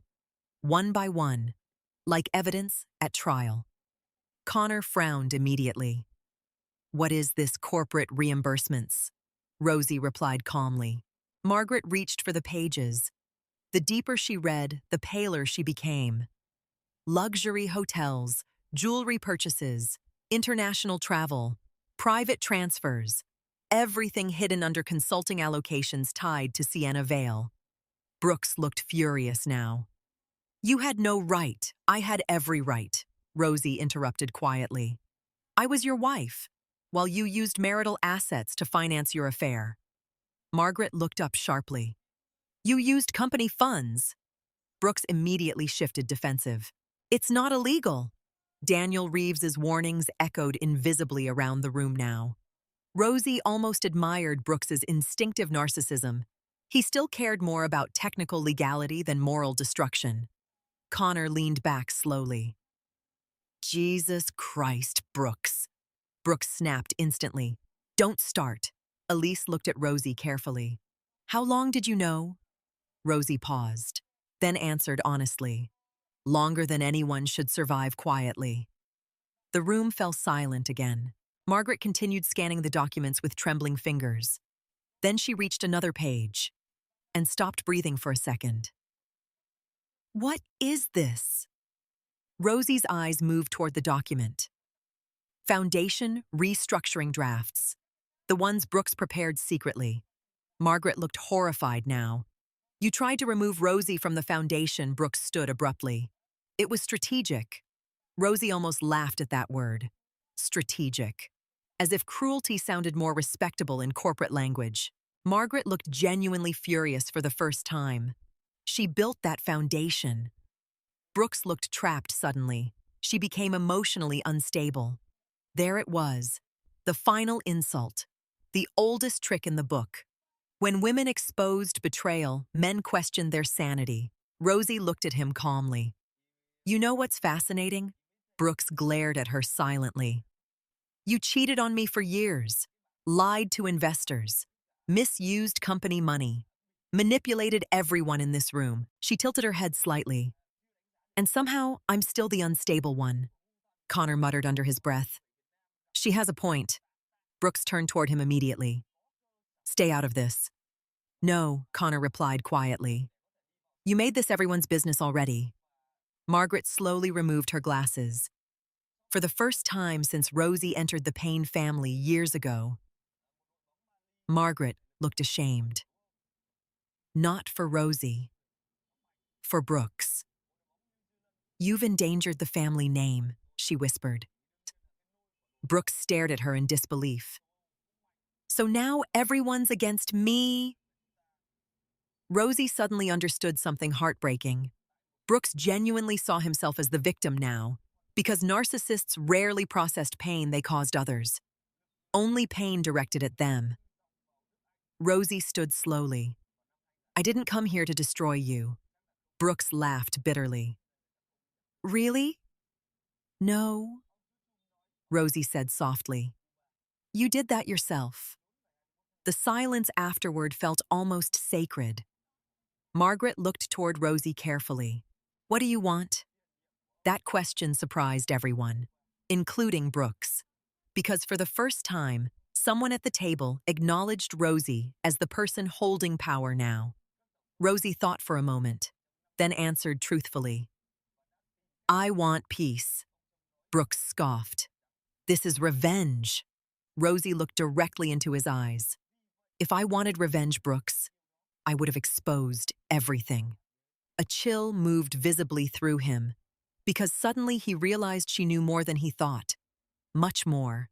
Rosie gathered her purse calmly. "I spent years protecting your image because I loved you," she said quietly. Her voice cracked slightly for the first time all night. "And you spent years making me feel disposable." Brooks's anger faltered briefly, just enough for guilt to flicker through. Rosie noticed. Too late. Always too late. She turned toward the doorway, then paused. Without facing him, she spoke softly. "One day you're going to realize I was the only person in your life who loved you without needing something from you." The room went completely still, because everyone knew it was true. Even Brooks. Especially Brooks. Rosie walked toward the front entrance while thunder rolled outside. Behind her, nobody stopped her. Nobody defended Brooks anymore. Nobody knew how. As the front door opened, cold, rain-filled air rushed into the mansion. And for the first time in years, Rosie Payne walked away from the Payne family table without feeling small. Behind her, Brooks remained standing in silence while his empire, financial, emotional, and familial, slowly began collapsing around him. And the worst part, for the first time in his life, he couldn't charm his way out of it. Brooks Payne collapsed on a Tuesday morning between arrogance and exhaustion. The irony would have amused Rosie if she weren't so tired. She was reviewing revised legal disclosures with Evelyn Carter when her phone vibrated across the conference table. Brooks' assistant calling. Rosie stared at the screen for a second before answering. "Mrs. Payne." The assistant sounded panicked. "Mr. Payne was taken to St. Vincent's about 20 minutes ago." Rosie's heartbeat barely changed. "What happened?" "He collapsed during a meeting." Evelyn quietly lowered her pen across the table. Rosie stood slowly. "Is he conscious?" "Yes, but I'm on my way." She hung up. For a moment, neither woman spoke. Then Evelyn asked carefully, "How do you feel?" Rosie looked out the office window toward Manhattan traffic below. "I don't know anymore." And that was the truth. Because somewhere between betrayal and survival, Rosie had become emotionally exhausted in ways grief alone couldn't explain. At St. Vincent's Hospital, everything smelled sterile and overlit. Rosie walked through polished hallways in a beige coat while nurses whispered discreetly nearby. The news had already started spreading through corporate circles. Stress-related collapse, executive burnout. But Rosie knew the truth. Brooks wasn't collapsing from overwork. He was collapsing because his carefully constructed identity was cracking apart. Outside Brooks' private room stood Sienna. Of course. She wore oversized sunglasses and soft cashmere like she was auditioning for sympathy. When she saw Rosie approaching, her posture stiffened immediately. Neither woman spoke at first. Then Sienna removed her sunglasses slowly. "He asked for me." Rosie almost smiled. Interesting choice of wording. "Not I came because I love him, but he asked for me." Rosie nodded politely. "I'm sure he did." Sienna folded her arms. "You don't seem very upset." There it was again. The expectation that betrayed wives must perform devastation publicly to prove they once loved deeply. Rosie looked through the hospital room window at Brooks lying in bed attached to monitors. He suddenly looked older, smaller, human. I was upset for 2 years, Rosie replied quietly. You're just seeing the aftermath. Sienna's expression tightened slightly. Before either woman could continue, Brooks' physician approached holding a chart. Mrs. Payne's Sienna immediately looked irritated. Rosie stepped forward calmly. Yes. The doctor glanced briefly between the two women, but wisely chose professionalism over curiosity. Your husband experienced acute stress-related cardiovascular symptoms. No heart attack, but his blood pressure levels were extremely dangerous. Rosie nodded quietly. He needs rest. Reduced stress. No alcohol for a while. That almost sounded funny considering Brooks practically survived on whiskey ego and denial. Can I see him? Rosie asked. The doctor nodded. Sienna spoke quickly. I should probably go in first. Rosie looked at her calmly. No. The single word stunned Sienna silent, because for the first time since the affair began, Rosie wasn't yielding space anymore. Inside the hospital room, Brooks looked furious about being vulnerable. That felt predictable. He glanced up when Rosie entered. For a second, genuine relief crossed his face. Then embarrassment replaced it. You came. Rosie stood near the foot of the bed. Yes. Brooks rubbed tiredly at his jaw. This is being blown out of proportion. Of course it is. He looked at her carefully. That tone again. Calm, controlled, impossible to manipulate. Brooks hated that tone now because it meant Rosie no longer needed his approval emotionally. I'm fine, he muttered. Rosie studied him silently, the expensive watch still on his wrist, dark circles beneath his eyes, the tension permanently carved into his face now. Brooks looked like a man fighting invisible fires everywhere at once. And strangely enough, Rosie no longer wanted revenge. She just wanted distance. You should rest, she said softly. Brooks frowned slightly. That's it. Rosie blinked. What were you expecting? Emotion flickered across his face. Anger, confusion, maybe disappointment. You're my wife. The words hung strangely between them. Rosie almost asked, was I because wives weren't supposed to discover hotel receipts and secret accounts while their husbands built second lives elsewhere? But she stayed quiet. Brooks looked away first. There's pressure everywhere right now, he muttered. Board members, investors, my mother. Rosie said nothing, then Brooks quietly added, and Sienna's making things worse. Interesting. Very interesting. Rosie's eyes sharpened slightly. How Brooks exhaled heavily. She keeps pushing for answers. Answers. Meaning commitment. Meaning promises. Meaning public legitimacy. The fantasy was collapsing. Rosie suddenly understood something sad about affairs. Mistresses loved secrecy until they realized secrecy also meant uncertainty. You should probably give her clarity then, Rosie said calmly. Brooks looked at her sharply. Why are you talking like this? Like what? Like you don't care. Rosie almost laughed from exhaustion. Didn't care. She had cared enough to destroy herself quietly for years. Now she simply lacked energy to bleed publicly anymore. Before she could answer, the hospital room door opened. Sienna entered carrying flowers. The atmosphere shifted instantly. Brooks sat up slightly straighter. Sienna looked nervous now instead of glamorous. Hey, she said softly. Brooks forced a smile. Rosie stepped aside automatically, and suddenly she felt like she was watching strangers from outside her own life. Sienna approached the bed carefully. I was worried. Brooks squeezed her hand. Then Rosie noticed it. Not love. Tension. Sienna looked anxious in a way emotionally secure women didn't. Interesting.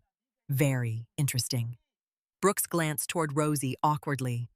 Nobody told me you were coming. Sienna's eyes flickered toward Rosie immediately. There it was. Competition again, even now. Inside a hospital room, Rosie suddenly felt tired beyond words. "I should go," she said quietly. Brooks looked almost alarmed.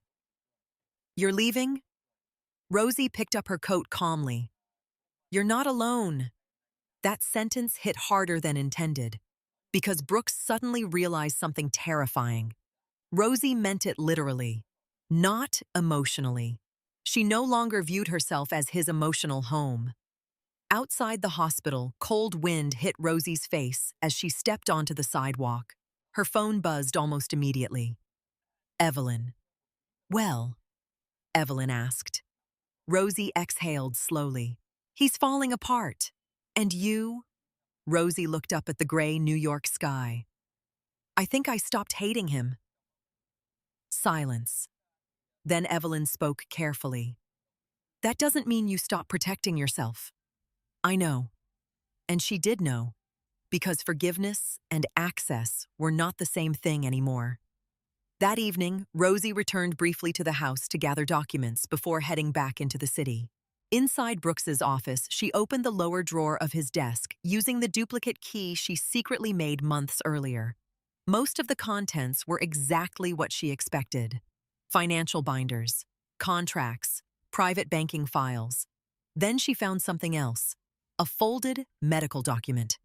Rosie frowned slightly and opened it. Pregnancy bloodwork. Sienna Vale. Her eyes moved quickly across the page. Negative. No pregnancy. No complications. No ongoing care. Nothing. Rosie stared at the paper silently, then slowly sat down in Brooks's leather chair. So the pregnancy scare had been fake, or at least manipulated. A pressure tactic. A performance. Rosie leaned back quietly. For months, Brooks had behaved like a man trapped between obligations. But suddenly, everything made sense. Sienna wasn't scared of losing Brooks emotionally. She was scared of losing the lifestyle attached to him. And Brooks had destroyed his marriage for a woman who viewed him as a financial future. The tragedy almost felt poetic. Rosie folded the document carefully and placed it into her bag. One more piece, one more truth. One more illusion dying quietly. Upstairs, the house remained silent around her. No laughter, no warmth, no marriage left to save. Rosie stood alone in the dark office staring at family photos lining the shelves.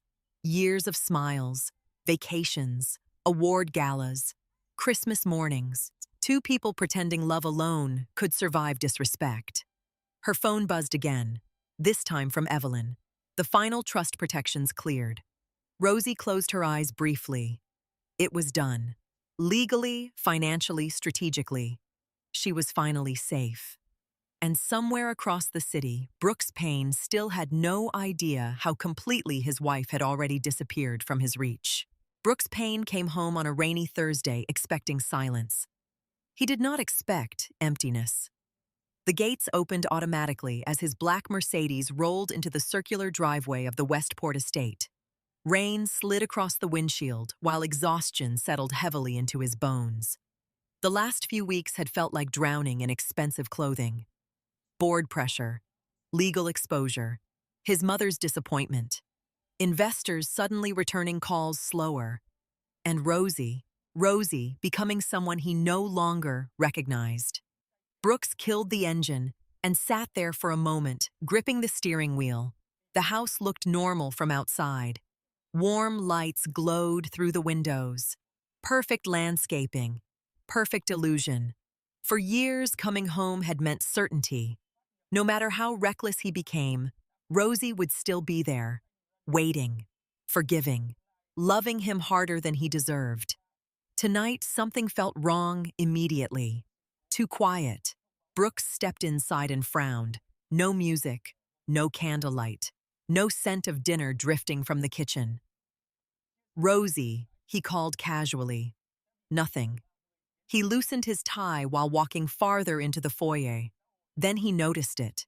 The giant white orchids Rosie kept near the staircase were gone. Not dead. Gone. A strange uneasiness crawled into his chest. Rosie. Still nothing. Brooks moved quickly through the downstairs rooms. Kitchen, living room, office, empty. Then he saw the envelope resting neatly on the dining table. His name written across the front in Rosie's handwriting. The sight alone made his stomach tighten. Brooks tore it open immediately. Inside sat several legal documents. Asset protection notices, temporary separation filings, financial restructuring confirmations, and a short, handwritten note. I asked you for honesty. You gave me humiliation instead. Rosie Brooks stared at the words for a very long time, then laughed once under his breath.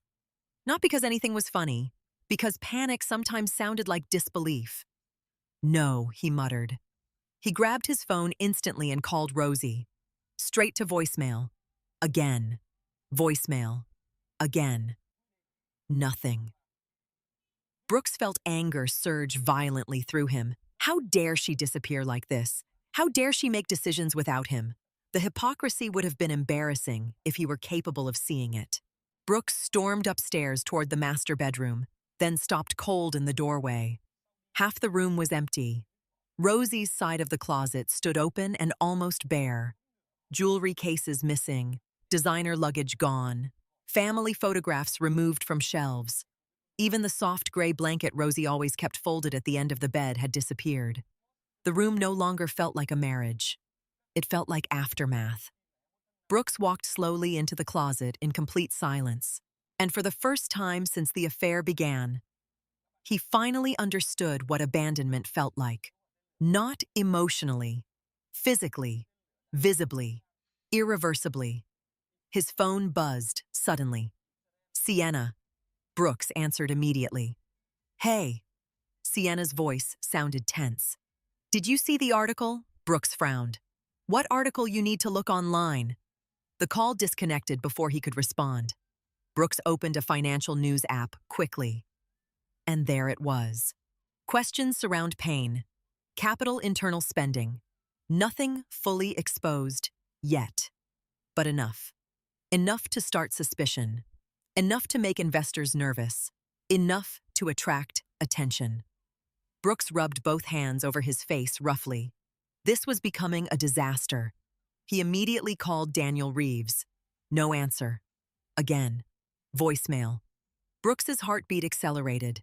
Then another realization hit him. Rosie. The protected assets. The trust clauses. The restructuring. Suddenly, Brooks rushed downstairs toward his office. He unlocked the private cabinet near his desk and opened several financial binders frantically. Then froze. Several accounts had already been separated legally. Property protections activated. Secondary investment access restricted. Brooks felt cold all over. No. He opened another folder. And another. Everywhere he looked, Rosie had moved first. Quietly. Carefully. Legally.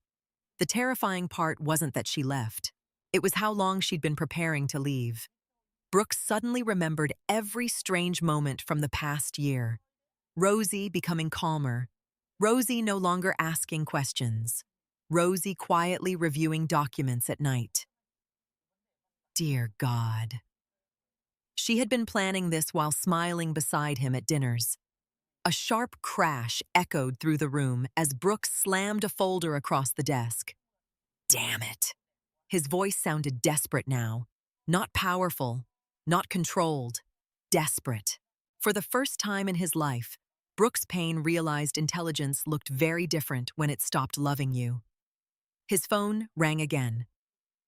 Sienna. Brooks answered instantly. What? Silence, briefly. Then, you sound stressed. Brooks nearly laughed. Stressed. Sienna exhaled carefully. My landlord called me today. Brooks closed his eyes. Of course.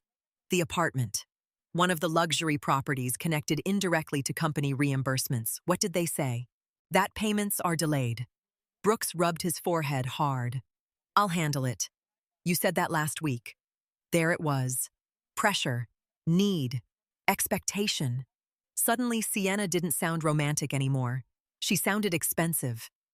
"I said I'll handle it," Brooks snapped. Silence. Then Sienna spoke more coldly than before. "What's happening to you?" Brooks almost answered honestly. "Everything." Instead, he muttered, "Nothing." But both of them heard the lie. Sienna lowered her voice. "Brooks, if this turns into some public scandal, my career matters too." Brooks stared blankly ahead. "Interesting. Not, I care about you. Not, are you okay?" Her first instinct was self-protection.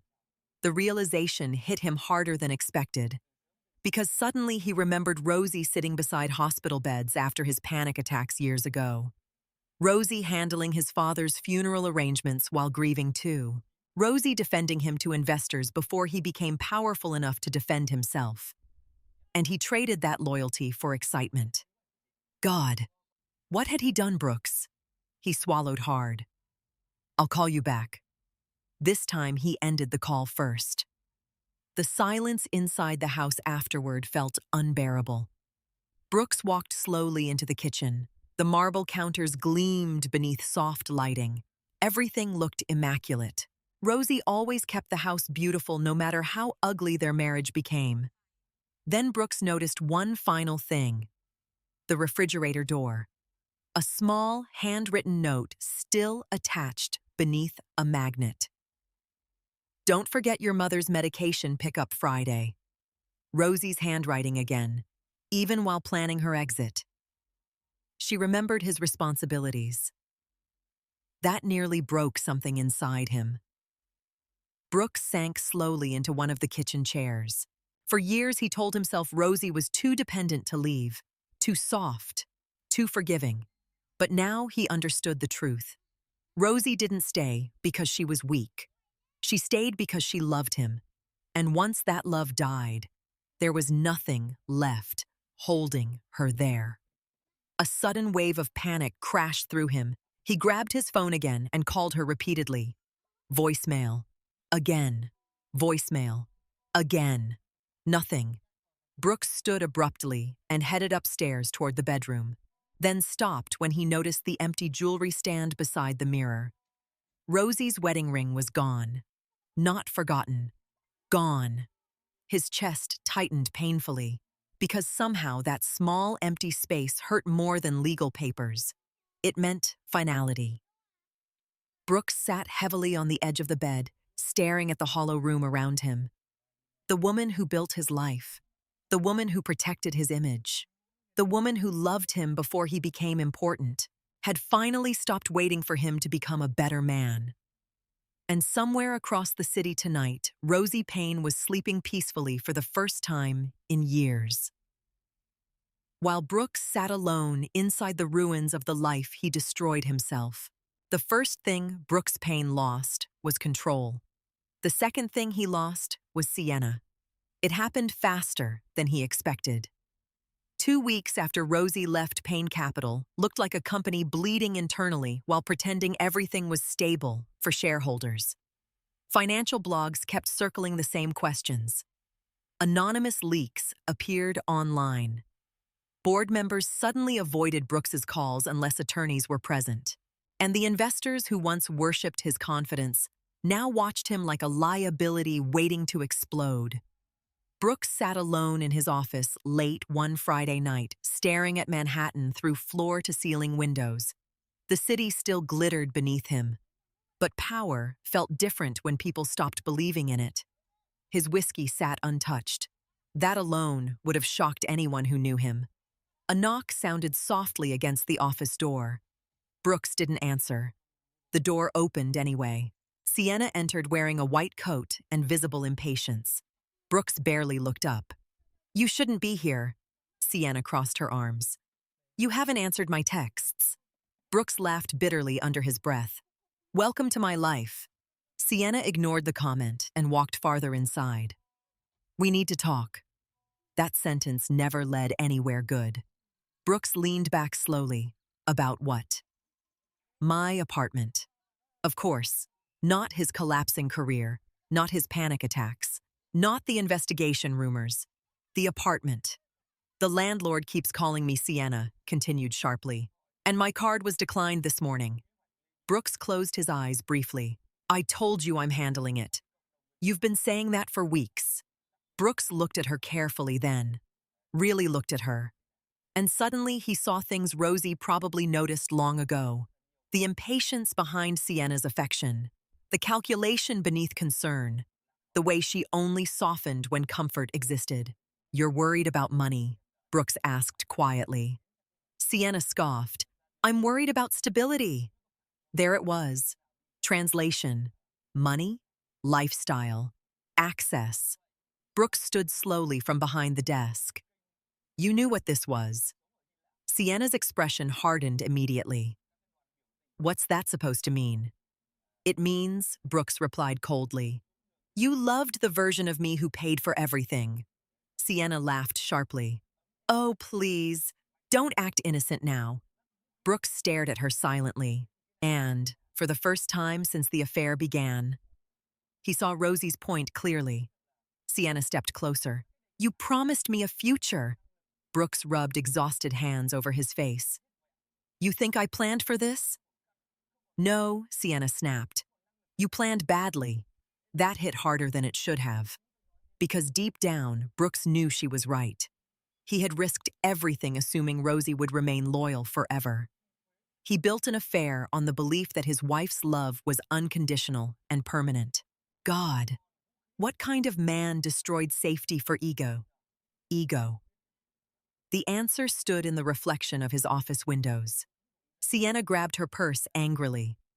I can't keep waiting around while your life falls apart. Brooks looked at her quietly, and suddenly he remembered Rosie sitting beside him during the early years when they barely had enough money to furnish their first apartment properly. Rosie stayed when there was nothing glamorous to gain. Sienna stayed while benefits existed. Huge difference. Brooks spoke softly. So that's it, Sienna hesitated. For one tiny second, guilt crossed her face, then survival replaced it. I didn't sign up to drown with you. The sentence echoed through the office after she left. Brooks stood there alone long after the elevator doors closed behind her. And strangely enough, he didn't feel angry. He felt stupid, because Rosie had warned him already. You inherited my problem. Now he finally understood. Later that night, Brooks drove past a restaurant in Tribeca and accidentally saw Sienna through the glass windows. Laughing, smiling, touching another man's arm. An older man. Expensive watch. Private equity type.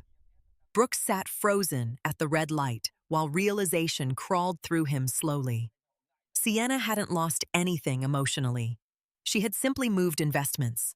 The light turned green behind him. Cars honked. Brooks drove away, feeling physically ill. Back in Connecticut, Rosie Payne sat cross-legged on the floor of her new apartment, surrounded by unpacked boxes and silence that no longer hurt.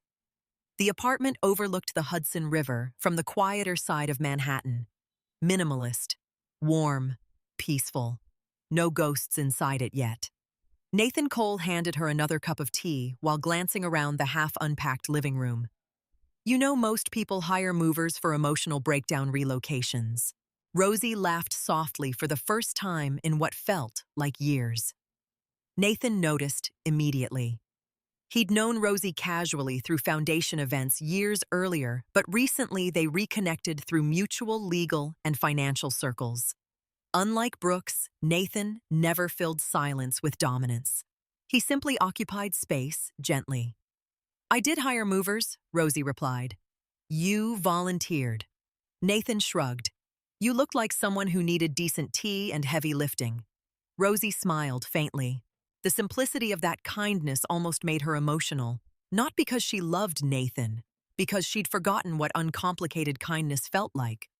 Her phone buzzed across the kitchen counter. Brooks. Again. Rosie stared at the screen without moving. Nathan noticed quietly.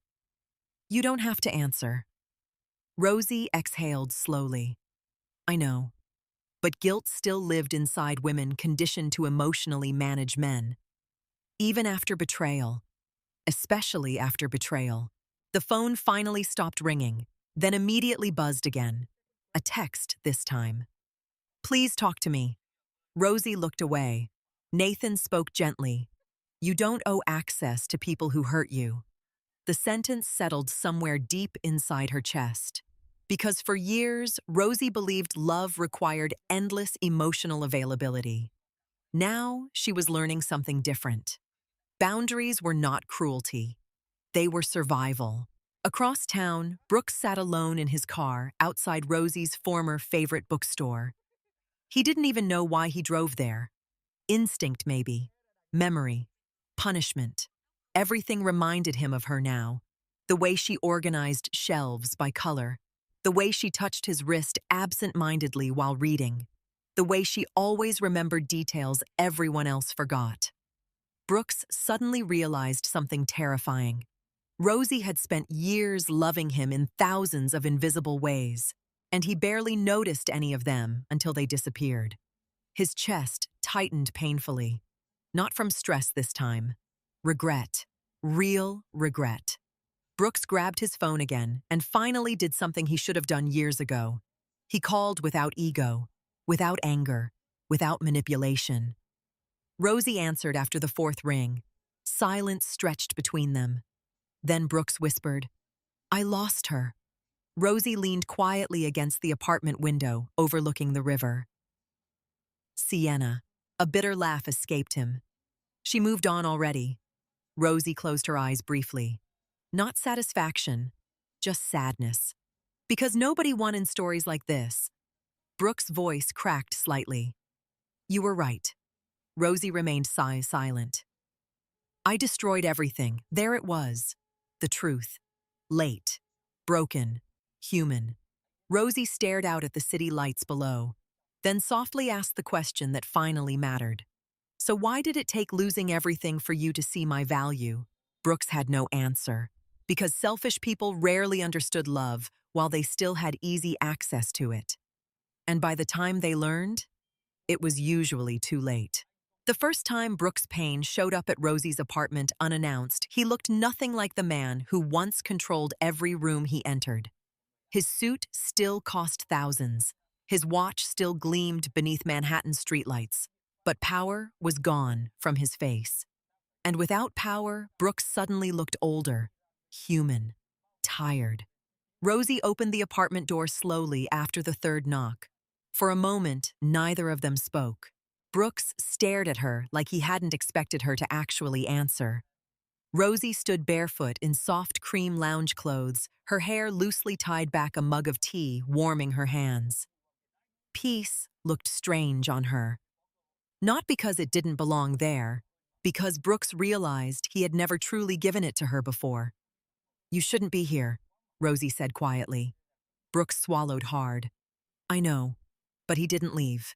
Rain fell steadily outside the hallway windows while silence stretched painfully between them. Finally, Rosie stepped aside slightly. 5 minutes. Brooks nodded immediately like a man afraid mercy might disappear if he moved too slowly. Inside the apartment smelled faintly of vanilla candles and fresh paint. Nothing inside it reminded Brooks of him. That realization hurt more than expected. Rosie sat near the large windows overlooking the city, while Brooks remained standing awkwardly near the kitchen island. He used to own space, naturally. Now, he looked like a guest in a life he no longer recognized. "You look better," he said softly. Rosie almost smiled. Stress ages people. The words landed harder than she intended. Brooks looked down briefly. "I deserve that." Rosie studied him quietly. For months, she imagined this moment differently. She imagined screaming, anger, vindication. Instead, she mostly felt tired. Brooks finally sat across from her. "I've been trying to understand where everything went wrong." Rosie stared out at the city lights. "You really don't know?" Brooks rubbed his hands together slowly. "I thought success would fix things." Rosie looked back at him. And when it didn't, his voice became smaller. I kept chasing more of it. There it was, the truth beneath everything. Not love, not Sienna, not even lust. Ego. Brooks built his entire identity around external validation until he no longer recognized genuine intimacy when he had it. Rosie spoke softly. You know what the saddest part is? Brooks met her eyes carefully. I would have stayed through almost anything if you had just respected me. The honesty in her voice nearly broke him, because he knew it was true. Rosie loved him through ambition, through insecurity, through grief, through failure, and he repaid devotion with humiliation. Brooks looked away first. I hated how much smarter you were than me sometimes. Rosie blinked in surprise. What? You walked into rooms and people listened without trying. He laughed bitterly. I always had to perform. Rosie stared at him quietly. I spent years shrinking myself so you wouldn't feel threatened. Brooks' eyes filled with shame instantly. I know. No, Rosie replied softly. You know now. Silence swallowed the room. Brooks looked around the apartment slowly. You seem happy here. Rosie thought about it honestly. Not happy, not completely, but peaceful. And peace after emotional chaos felt almost sacred. I can breathe here, she admitted. That sentence devastated him more than accusations ever could. Because Brooks suddenly realized their marriage had become emotionally suffocating for the woman who once loved him most. He leaned forward slightly. I never wanted to hurt you. Rosie almost laughed, sadly. That's what selfish people always say after they finish hurting someone. Brooks closed his eyes briefly. She was right. Again. Always right in the ways he ignored until consequences arrived. I miss you, he whispered. Rosie's chest tightened painfully despite everything. Because part of healing was admitting you could miss someone and still know they were dangerous for you. She looked at him carefully. Do you miss me? Brooks frowned slightly. What does that mean? Rosie set down her tea. Do you miss me specifically? Or do you miss being loved unconditionally by someone who made your life easier? The question hit him like a knife. Because for the first time, Brooks genuinely didn't know. God, how had he become this kind of man? Rosie watched the conflict on his face and suddenly felt grief wash through her unexpectedly. Not for the marriage, for wasted years. For the younger version of herself who kept begging for crumbs from someone emotionally starving her. Brooks' voice cracked slightly. I thought you'd always stay. Rosie nodded slowly. I know. And that was the entire tragedy.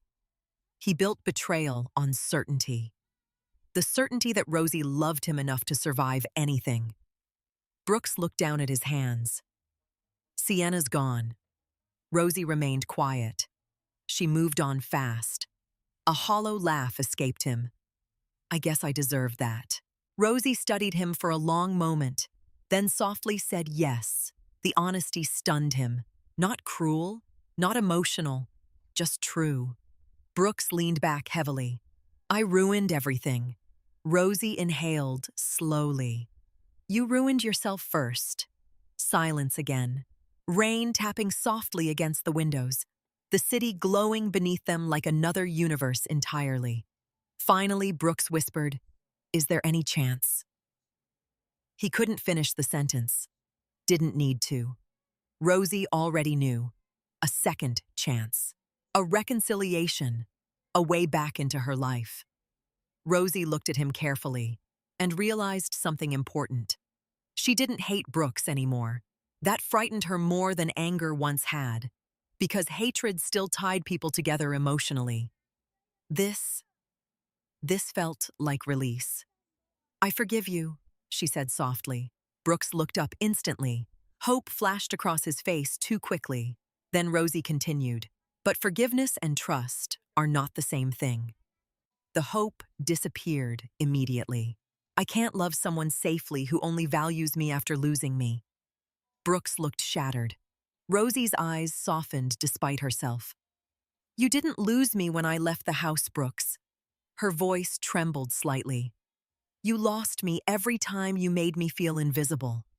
The room fell completely still. Brooks looked like a man finally understanding the emotional timeline of destruction. Affairs didn't end marriages overnight. Disrespect did. Slowly, quietly, repeatedly. Rosie stood and walked toward the hallway. The conversation was over. Brooks rose too. I'm sorry, he whispered desperately. I know it's late, but I'm sorry. Rosie paused beside the doorway, then turned back toward him one final time. For years, this man had been the center of her emotional universe. Now he looked like someone she survived. I believe you're sorry, she said gently. Brooks' eyes filled instantly. Rosie's voice softened even more. But sometimes the person you hurt heals in a way that no longer includes you. That was the moment Brooks finally understood. Not intellectually, emotionally.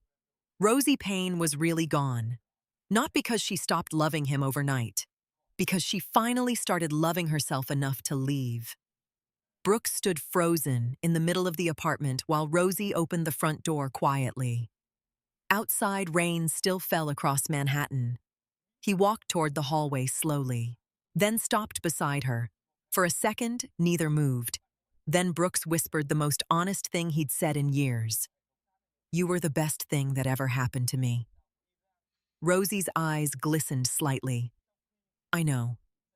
And somehow, that hurt him most of all. The divorce was finalized on a clear Tuesday morning in Manhattan. No dramatic courtroom screaming, no cinematic breakdowns, just signatures, silence, and the quiet ending of a marriage that had died long before paperwork caught up to it. Rosie Payne sat beside Evelyn Carter in a tailored ivory suit while sunlight spilled through the courthouse windows. Across the room, Brooks looked older than 42 now. Not physically, spiritually, like regret had settled permanently into his posture. The judge reviewed the final documents calmly, while attorneys exchanged procedural language neither Rosie nor Brooks truly heard anymore, because the emotional trial had already happened months earlier. This was just administration. Mrs. Payne, the judge, said gently, "Do you understand and accept the terms outlined in this agreement?" Rosie looked down briefly at the papers before her. Years of shared history reduced to legal paragraphs, assets, properties, liabilities, dissolution. She thought she would feel grief here. Instead, she mostly felt relief. Yes, Rosie answered softly. The judge turned toward Brooks. And you, Mr. Payne. Brooks's voice sounded rough. Yes. Rosie didn't look at him. Not because she hated him, because she finally didn't need to. 20 minutes later, it was over. Just like that. A decade of marriage officially transformed into memory. Outside the courthouse, reporters lingered across the street, hoping for scandal photographs tied to the Payne Capital investigation, still quietly unfolding in financial media. Evelyn adjusted her sunglasses elegantly. You handled that beautifully. Rosie exhaled slowly. I thought I'd feel more emotional. Evelyn gave her a knowing look.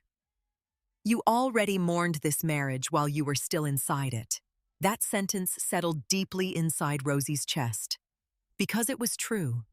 The real heartbreak hadn't happened today. It happened during lonely dinners, during ignored conversations, during hotel receipts and emotional abandonment, and years spent begging quietly to be valued. Today was simply the closing ceremony. Evelyn squeezed Rosie's arm gently before leaving. Call me when you're ready to launch the firm officially. Rosie smiled faintly. I will. After Evelyn disappeared into a waiting car, Rosie stood alone on the courthouse steps for a moment, watching New York move around her. People rushed past, carrying coffees and briefcases and ordinary problems. Nobody knew her entire life had changed.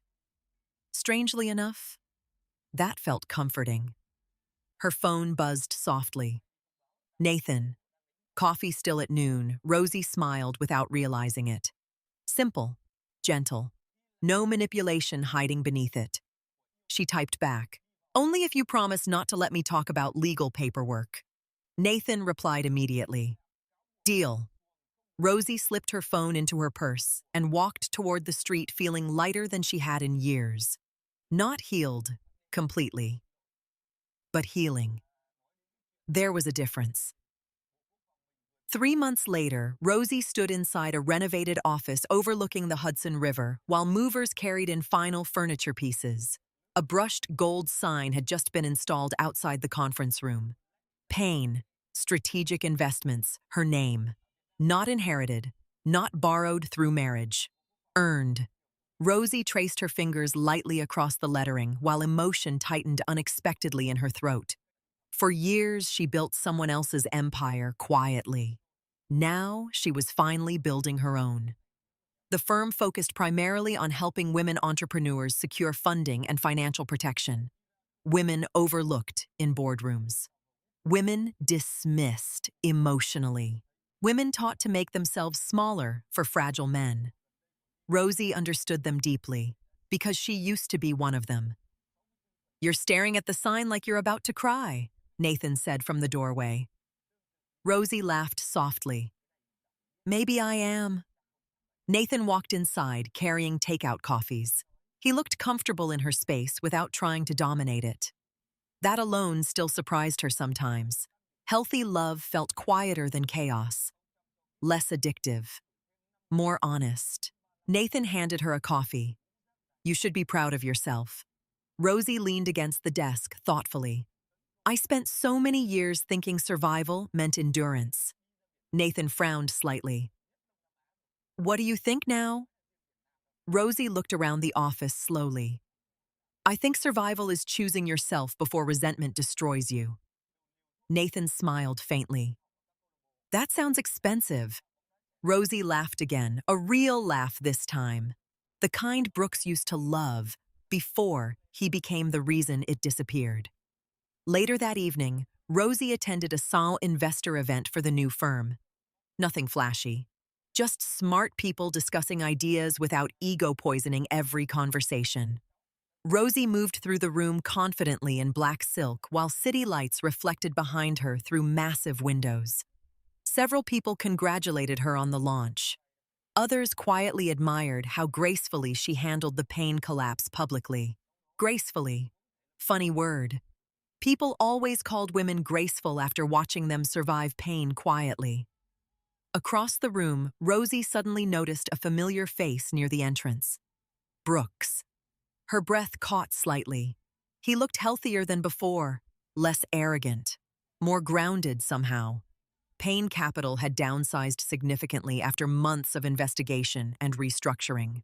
Brooks lost board control but avoided total destruction through settlements and asset liquidation. He survived professionally, but barely. Brooks approached slowly. "I wasn't sure if I should come." Rosie studied him calmly. "You came anyway." He nodded once. "I heard about the launch." Rosie glanced around the office. "What do you think?" Brooks looked toward the gold lettering bearing her name, then smiled sadly. "I think you should have done this years ago." The honesty in his voice no longer hurt her. That surprised her most. Brooks shoved his hands lightly into his pockets. "You look happy." Rosie considered the word carefully. Not happy every second. Not magically healed, but free. And freedom created space for happiness eventually. "I think I finally feel safe," she admitted softly. Brooks lowered his eyes briefly, because deep down, he knew she never truly felt emotionally safe with him. Not near the end. Nathan approached, then carrying another tray of drinks. He paused politely beside Rosie. Brooks noticed immediately how naturally Rosie relaxed around him. No tension, no shrinking, no emotional performance, just peace. Nathan extended a hand courteously. "Nathan Cole." Brooks shook it. For a second, something painful flickered across Brooks's face. Not jealousy, recognition. This was what Rosie deserved all along. Someone emotionally stable enough not to mistake love for ownership.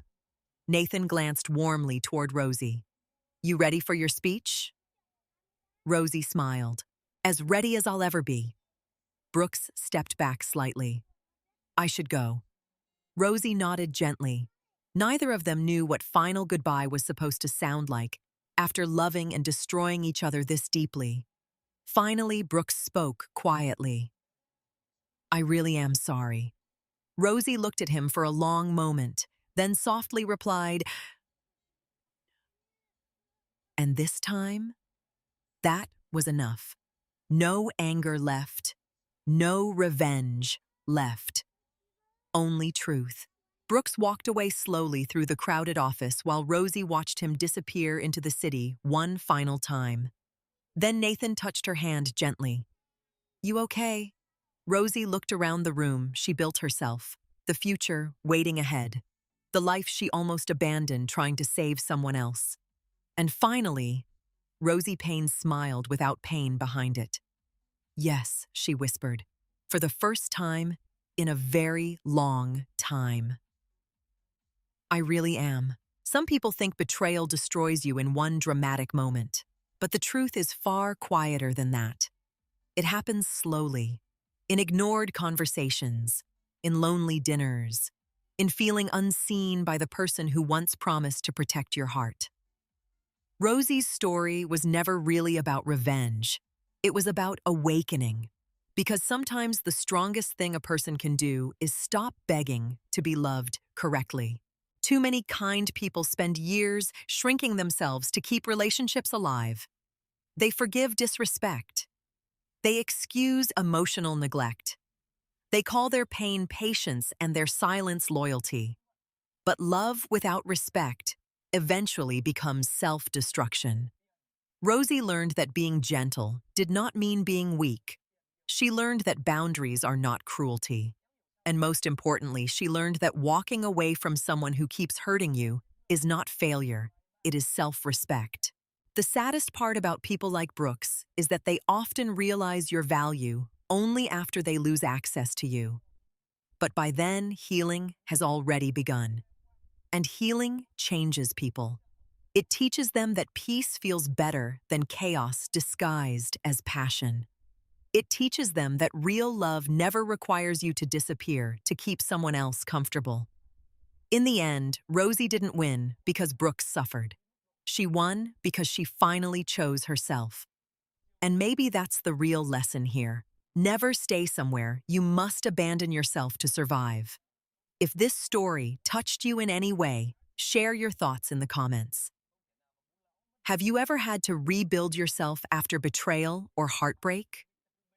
What part of Rosie's journey stayed with you the most? And if you love emotional stories about healing, self-worth, betrayal, and powerful new beginnings, don't forget to subscribe and join us for the next story.